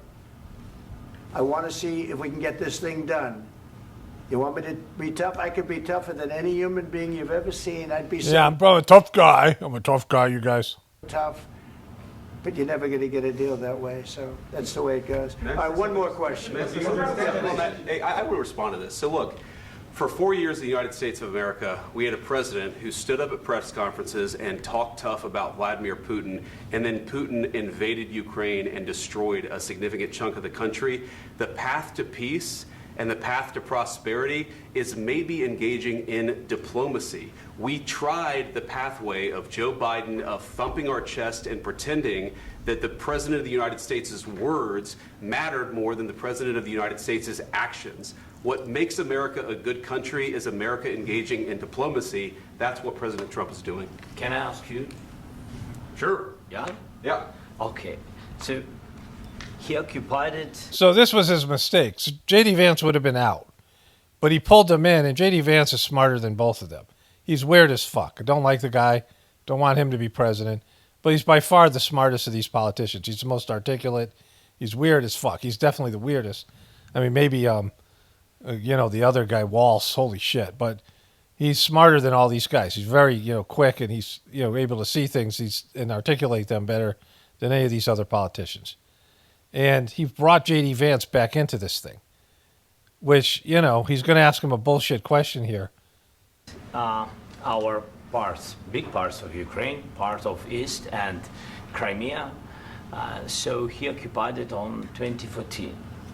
So during a lot of years, so I'm not speaking about just Biden, but those time was Obama, then President Obama, then President Trump, then President Biden, now President Trump, and God bless, now President Trump will stop him.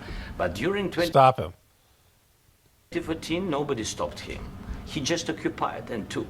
He killed people. You know what the contact 2015.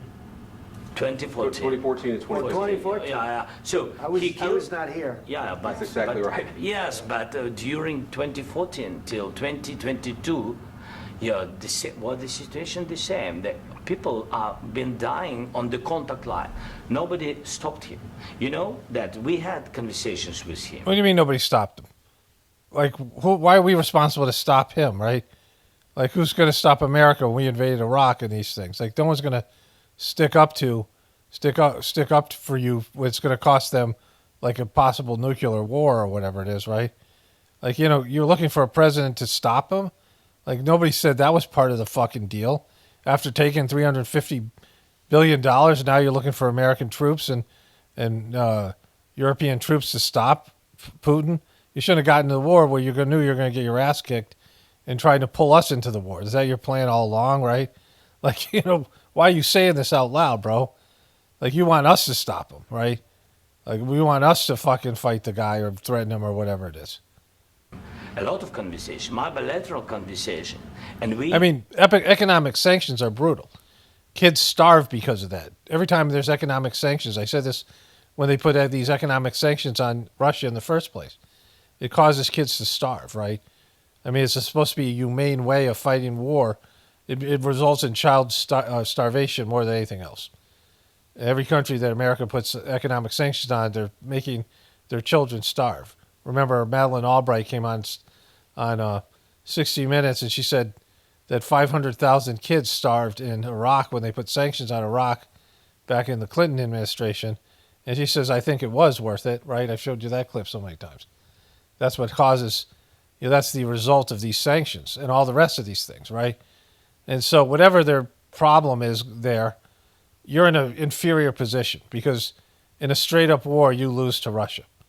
And so you're trying to use, whatever fucking manipulative tactics to get America and Europe to fight your war for you. I mean, that's the only thing you can get. Because other than that, that's the only thing holding Putin back is the threat of World War III. And he just wants to push for it. He wants to engage World War III for everybody. And like you can't hold your country. That's not our fault. Whatever has happened over there, you got to give Putin something, right?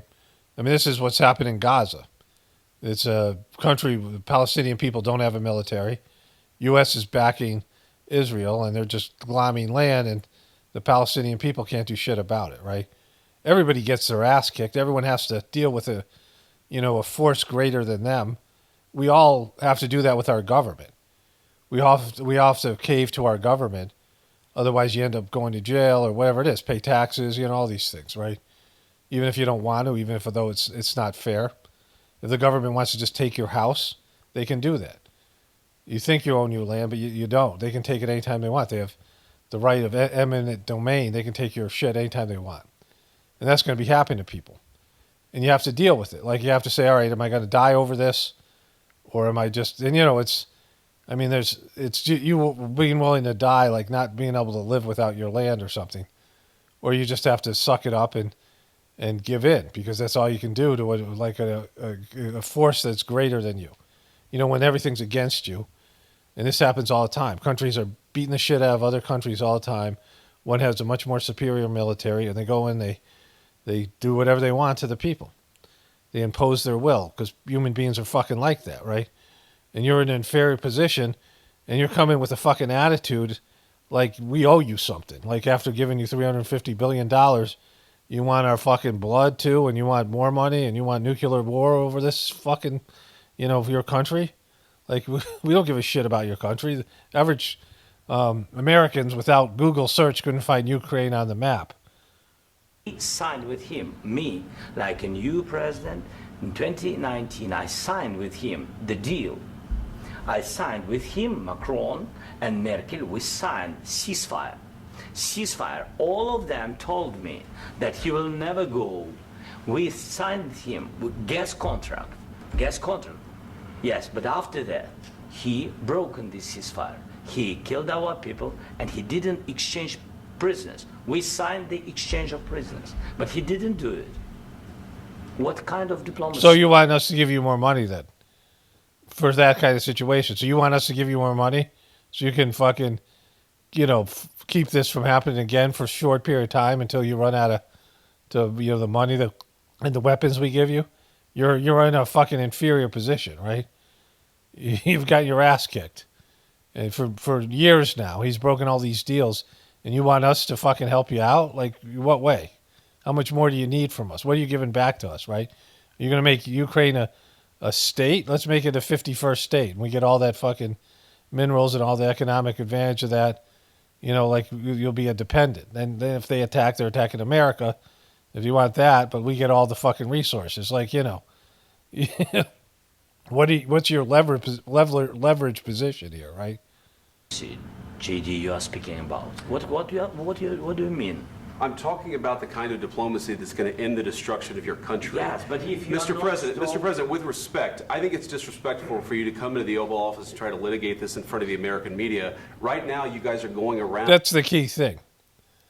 Because, this was him getting the media involved, the American people involved, instead of dealing with Trump and doing it with the Oval Office here and being a prick about it after he's gotten all this money. And they all felt like he broke a deal. And this is where it goes south. Like, he brought him in, and he wouldn't have said this shit to him if he had not talked to him again, right? Like, he's arguing with J.D. Vance and J.D. Vance is going to say shit that's going to provoke this, and it's going to piss Trump off, because Trump was being passive about this. Trump was not aware of it as much, and he was holding back his whatever. But this is where Trump's going to get pissed now. And he's like in a defensive position. Trump is listening to J.D. Vance saying, oh, I'm getting punked. I better say something. Now, like J.D. Vance is escalating this thing. And Let's go back a second here.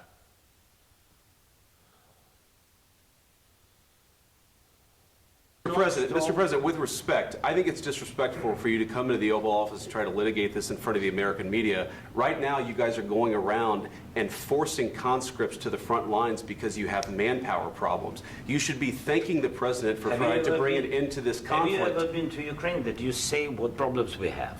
I have been to. Come once. I've actually watched and seen the stories, and I know what happens is you bring them on a propaganda tour, Mr. President. Do you disagree that you've had problems bringing people into your military? And do you think? So he's saying you bring them on a propaganda tour where they go to your country and you just show them the stuff you want them to see, right? Whatever it might be, and then you make it sound like you guys are doing great, and then you're begging for money and saying, if you guys don't help us, we're screwed. Like, you can't be both things, right? Nobody wants to bet on a loser, and you're a loser. There's no winning here. Russia's got you beat.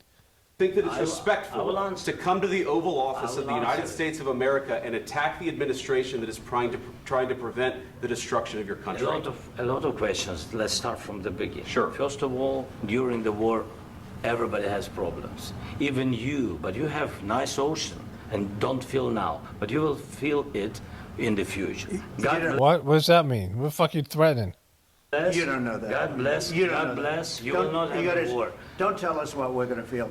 We're trying to solve a problem. Don't tell us what we're going to feel. I'm not telling you. Because you're in no position to dictate that. That's exactly what you're doing. You're in no position to dictate what we're going to feel.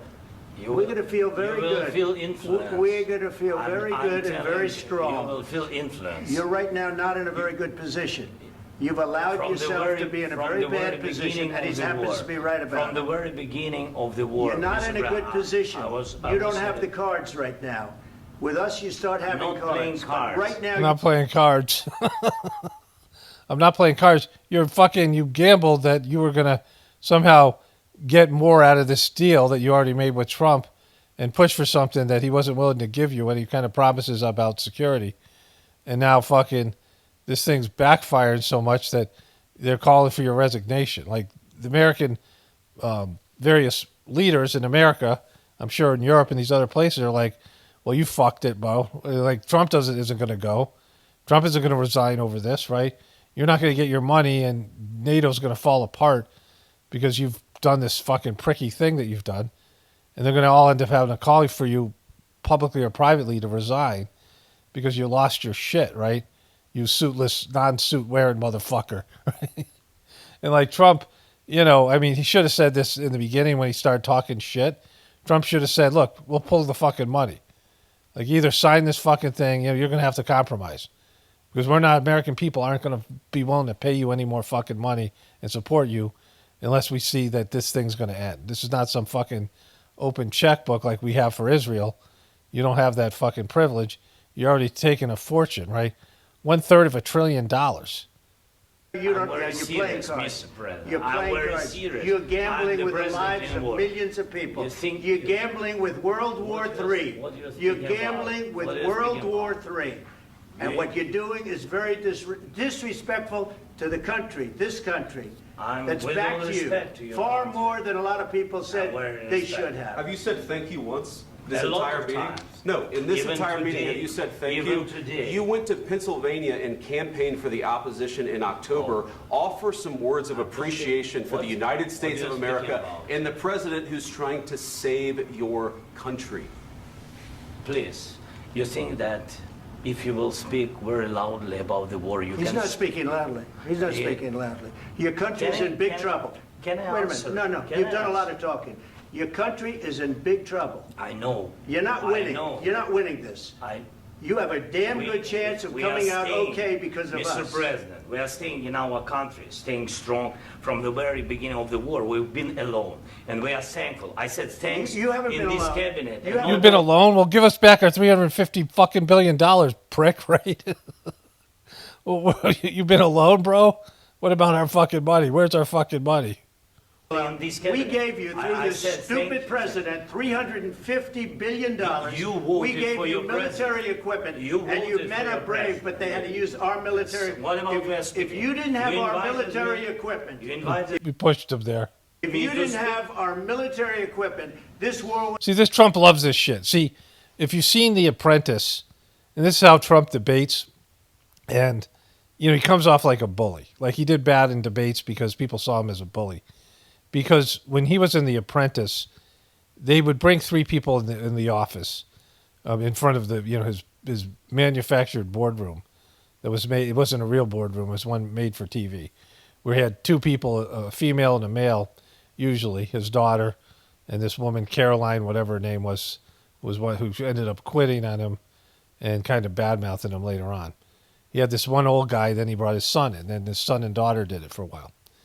And they would come in, and he would sit there, and J.D. Vance is playing like what his son would play or what his daughter Ivanka, sort of like, you know, somebody who would also sort of back Trump. And he would get these people to fight and argue and plead for his not firing them, right? He had the power to fire them. And they would argue, and whoever argued the loudest and would and talk over the other people like Trump is doing here, whoever would dominate, then, you know, this pushing back and forth, this you know, this kind of, you know, arguing where it's just whoever's screaming the loudest wins. And he would say, oh, you're getting your ass kicked out. Like the person who was behaving politely in these things. So when Trump gets into these situations, he thinks bulldozing the person is the one who wins. It's very clear.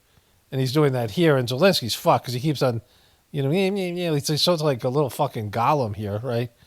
And like, you know, still talking when he's getting his ass handed to him in Russia. Now Trump's fucking slapping him around. You know, and he owes money. It isn't like this is some equal negotiation.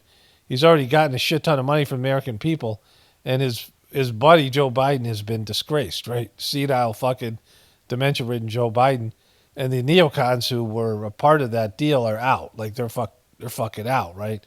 And so he's got no more friends in the American, you know, the people who voted to give him money in the first place have all realized that they fucking thrown their money. They're going to be campaigned against, right?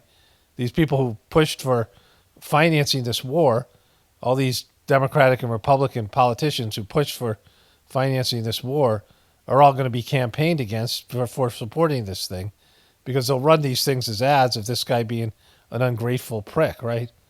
It would have been over in 2 weeks. In 3 days, I heard it from Putin. In 3 thankful. I said thanks you haven't in been this alone. cabinet. You and haven't not been only alone. in this cabinet. We gave you, through I this said stupid president, $350 billion. You voted we gave for you your military president. equipment, You and you voted men for are your brave, president. but they had to use our military. What about If you didn't have You our invited military me. equipment, You invited if me you to didn't speak. have our military equipment, this war would have been over in 2 weeks. In 3 days, I heard it from Putin. In 3 days. This is something Maybe new. less. In 2 weeks. Of course, yes. It's going to be a very hard thing to do business like this.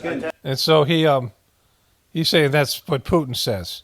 Well, then, you know, let's see what you can do without money, right? We'll just withdraw our money, and you guys would say, Putin, go do whatever. He'll give Putin money. Like, he's a vengeful, you know, and J.D. Vance said that he campaigned for Joe Biden in Pennsylvania. This guy went to Pennsylvania and campaigned for Joe Biden. Trump ain't going to forget that shit because J.D. Vance is already bringing it back up, right? So they already dislike you for that. I mean, when Putin and when he was, he's talked shit about Putin and Bibi when they accepted Joe Biden as president, even though Joe Biden had legally won the election, for whatever cheating was there. He was certified as president. He was pissed that those guys didn't disavow him and say, no, you're not president. He was particularly pissed at Bibi because he had done so much for Israel. And so, for you to go and campaign against him and then want more fucking money, he already he's one of the most petty fucking people alive. The American people aren't looking to give you money, and Trump's standing in their way, right? I mean, Trump has to convince us to fork over more of our hard-earned tax dollars to you and your country, and you're being a fucking total ungrateful prick about it. Just say thank you. I said it a lot of times. I said it a lot of times. Thank you. Accept that there are disagreements, and let's go litigate those disagreements rather than trying to fight it out in the American media when you're wrong. We know that you're wrong. But you see, I think it's good for the American people to see what's going on. I understand, sir. I think it's very I understand. important. That's why I kept this going so long. You have to be thankful. You don't have the cards. You're buried there. Your people are dying. You're running low on soldiers. Listen, you're running low on soldiers. It would be a damn good thing. And then you tell us, I don't want a ceasefire. I don't want a ceasefire. I want to go and I want this. Look, if you could get a ceasefire right now, I tell you, you take it so the bullets stop flying and your men stop getting killed. Of course, we want to stop the war. But you're saying you don't want a ceasefire. But I said to you, I want a ceasefire. with guarantees. Because you'll get a ceasefire faster than an agreement. Ask our people about ceasefire, what they think. That wasn't with me. For you what, that what wasn't this with me. means. That was with a guy named Biden who was not a smart person. That was with Obama. It was your president. Excuse me. That was with Obama, who gave you sheets, and I gave you javelins. Yes. I gave you the javelins to take out all those tanks. Obama gave you sheets. In fact, the statement is Obama gave sheets and Trump gave javelins. You got to be more thankful, because let me tell you, you don't have the cards. With us, you have the cards.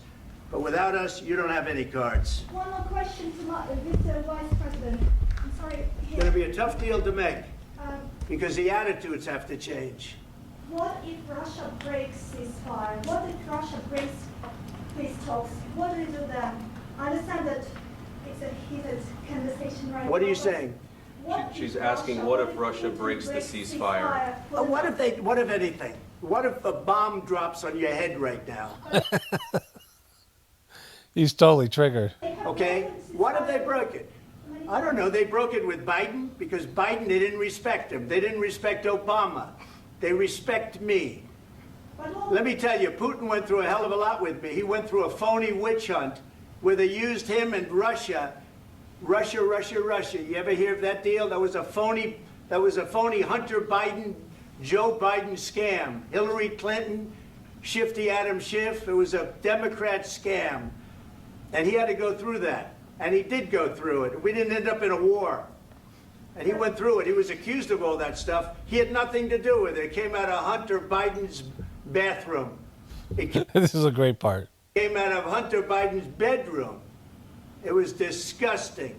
And then they said, oh, the laptop from hell was made by Russia.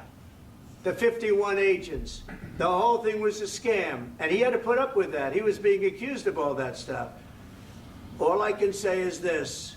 He might have broken deals with Obama and Bush, and he might have broken them with Biden. He did, maybe. Maybe he didn't. I don't know what happened. Why would I need to know that? It's not like I'm president or anything. I don't need to know. I don't need to know about that shit. But he didn't break them with me. He wants to make a deal. I don't know if you can make a deal. The problem is I've empowered you to be a tough guy. And I don't think you'd be a tough guy without the United States. And your people are very brave. But you're either going to make a deal or we're out. And if we're out, you'll fight it out. I don't think it's going to be pretty, but you'll fight it out. Which should have been said a long time ago. And that should have been said for him coming in. Like this is on the table. We're going to fucking withdraw all our support. You're going to be fucked. And, we're going to discourage European countries from supporting you. Of course, they're going to have issues with it. You're going to be on your own, and then Russia's going to do whatever they fucking want to you. And so you better fucking get on your knees and start fucking kissing some ass, right? But you don't have the cards. But once we sign that deal, you're in a much better position. But you're not acting at all thankful. And that's not a nice thing. I'll be honest, that's not a nice thing. All right, I think we've seen enough. What do you think? Huh? This is going to be great television, I will say that. All right. We'll see what we can do about putting it together. Thanks, sir. I need the back of this. So he's got to answer to those people on the couch who are like fucking horrified about what just went down because they had a deal in place with Trump, and now Trump, it was not a forgiving person. Trump holds grudges, and you've put yourself in the shit. And you already were in there because you campaigned for Biden. And so this was kind of great in different ways. But, we're on the cusp of World War III. I mean, this is, it's so unstable. And you know what he was saying about this too? He was like, well, I had to deal with Obama and I had to deal with Biden and now you. And like, we don't back our former presidents. You know, when Trump was president, Biden came in and tried to erase everything that Trump stood for, everything he did, and discount the MAGA Republicans and all that shit. You know, Trump discounted all of Obama stuff and all the stuff that had gone before by other presidents. And that's the problem with the 2-term limit and these people who are around a lot longer, because they have to make deals with different presidents, and those presidents aren't keen on those deals. It's what Trump did with the Iranian deal and all these things. So there's instability because of the division now in America, where it goes back and forth between Republican and Democrat, and these long-standing foreign policy deals are no longer honored. And so these guys are just, well, I'll wait 4 years and there'll be a Democrat in here. But he doesn't have 4 years, and now he's fucked. The whole thing is an absolute mess. I'll cover more of this, in the near future. Okay. There's one thing I'm going to end with. I've already done the clip, which is the Ukrainian envoy putting her face in her hands with this thing imploded, right? And so, everyone's going to want to blame Trump because he's a hothead, and people are saying that Trump and J.D. Vance set this up, but it was clear, if you watch what I just showed you, that Trump was all positive and happy they were going to sign this agreement, and Zelensky sabotaged it. As bad as a piece of shit Trump is, Zelensky was the person who sabotaged this. And so this guy gives some context to it. He's the Secretary of the Treasury. Out of the room. Joining me now, one of the men Trump consulted, Treasury Secretary Scott Bessent. Mr. Secretary, always great to have you on. Now, I know you were in the room with Vice President Vance and Secretary Rubio after everything went down. Who suggested that Zelensky needed to hit the road? Look, Laura, it was a group decision that President Zelensky needed to be moved out of the Oval. And I got to tell you, we were in shock. This has to be one of the greatest diplomatic mishaps of all time by President Zelensky. We were having a press conference, we were going into lunch, and then we were going to sign the Economic Partnership Agreement. This was supposed to be a day where Ukraine and the U.S. intertwined our economic prospects, and instead, President Zelensky, and I think he's probably used to dealing with American leadership that is weak, and he ran into... Okay, so that's stupid. President Trump, and who didn't back down, Vice President Vance, who didn't back down. They were asked to leave the room, then they had to be asked to leave the building, and they were texting everyone, begging to come back out and sign the economic partnership. And I tell you, it's impossible to have an economic partnership for someone who... Okay, so if that's true that they were begging, and why wouldn't they, right? And so, the issue here is his motivation. Nobody knows what his motivation is, if he's just a dick. I mean, the guy's a comedian, entertainer, and a poser. Like, he's not a real leader. He's got there's a right-wing war-mongering group in the Ukrainian government, and they're the ones who have pushed for war. This guy, his platform was to bring peace with Russia. And so there was a bunch of Ukrainian heavy hitters, they're rich, warmonger guys, generals, whatever it was, that forced this guy into accepting war. And, maybe they're threatening his life, whatever. They don't want these deals. I mean, who knows what it is, right? Who knows what his motivation is? But he clearly was sabotaging this, because listen to the rest of this guy's story. Who doesn't want to be your partners in peace? Well, you dealt with this firsthand, did you not? I know you had a meeting scheduled, an economic meeting scheduled a few weeks back with President Zelensky. And tell us about his arrival and punctuality or lack thereof, and it seemed a little sleepy during the events. Yeah, so Laura, I went all the way to Kyiv because I thought it was important. President Trump... All the way to Kyiv. ...sent me there to, again, we were supposed to bring the Ukrainian... Basant, Zelensky was begging to come back in. People closer to the U.S. people, send a strong signal to Russian leadership that we had They had not only shared values, but now shared economic interest, and also have a strong signal for the American people that their tax dollars. It's almost like he's Will Ferrell pretending to be a stiff guy, like a Saturday Night Live caricature of himself. Were actually going to work. Instead, President Zelensky and I had a very tough 45-minute meeting at a very loud decibel level, and I kept telling him, Mr. President, the purpose of this is to show the Russians there is no daylight between us. And at the end of the meeting, he said, well, I'm not signing this. And I said, at the end of the meeting, I said to him, what do you want to go out and tell the press? I said, because I don't want to go out and show the Russians that there's daylight in between us. And he said, well, I'm going to go out and say I'll sign it in Munich. Then he got to Munich, and he ran into Vice President Vance and Secretary Rubio, very different than Vice President Harris and Secretary Blinken, but he didn't sign the agreement. So finally, we were supposed to have the signing today. Okay, so, people who sabotage things, there's times in life where you'll have somebody, I had to deal with this with my ex. We seem to have shared goals, but you would always find a way to sabotage it. There's things that people do purposely, consciously or unconsciously. One of my old roommates that was like a serial cheater and a liar and a manipulator, and he had a girlfriend, and they were going to go out to dinner, and she dressed like a prostitute. And he didn't want to be seen in public with her, so he had a fight with her on the way to dinner, right? He just brought something up and just provoked her. And people who sabotage things are like that, right? They have ways of sabotaging it, and they'll do something that sabotages it. And we don't know why he's sabotaging this. Like, he could be under threat by his handlers in the Ukraine, or like who knows who's or he just could be an absolute dick and a moron and thought he could do this and push this, and then that Trump would somehow forgive him. Like, Trump was already hating on the guy because he campaigned against him in Pennsylvania. He already was talking shit about the guy. He was already demeaning him, and as were his cabinet. And so the guy had 3 chances to sign this thing, and he fucked all 3 of those chances up.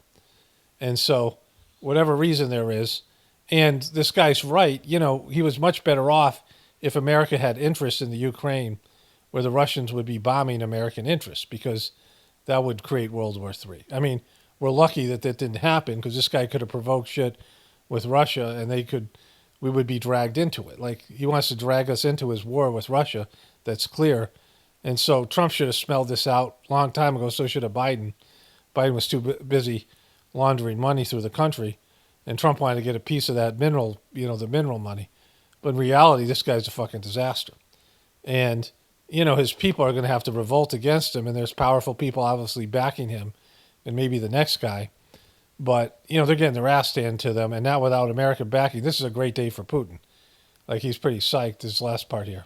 It was supposed to be a great day, and this is one of the biggest own goals in diplomatic history. Well, Mr. Secretary, was he late to the meeting? And did his demeanor? I mean, what I'm trying to get at here, maybe in an incongruous way, is that there seems to be a pattern with him. He seems to be the obstacle toward peace, to getting to peace. And with you, reports were he was late to the meeting. Was he?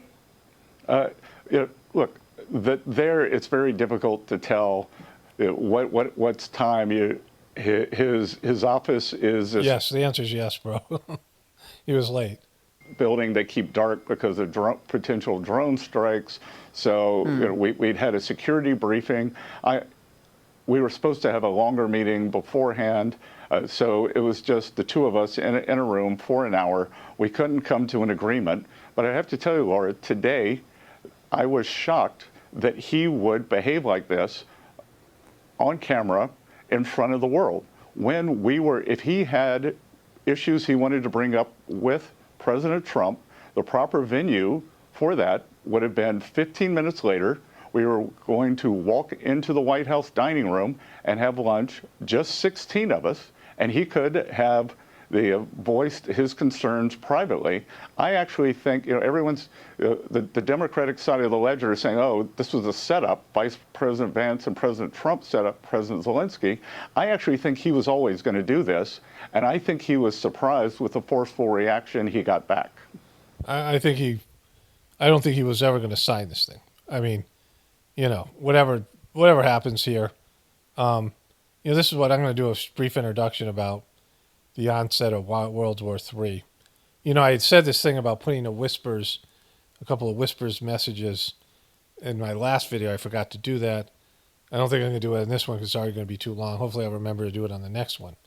But, a lot of these things are tied together, that when the end of the world is coming, it's coming, right? And so, when the end of our civilization has to end, things will come into play to make it end, whether they're contrived or planned or organic or whatever. It's all God's will, right? Like, this is all God's will, and the God's will is obviously get rid of America the way we know it, and the rest of the world, and end this system, this demonic system.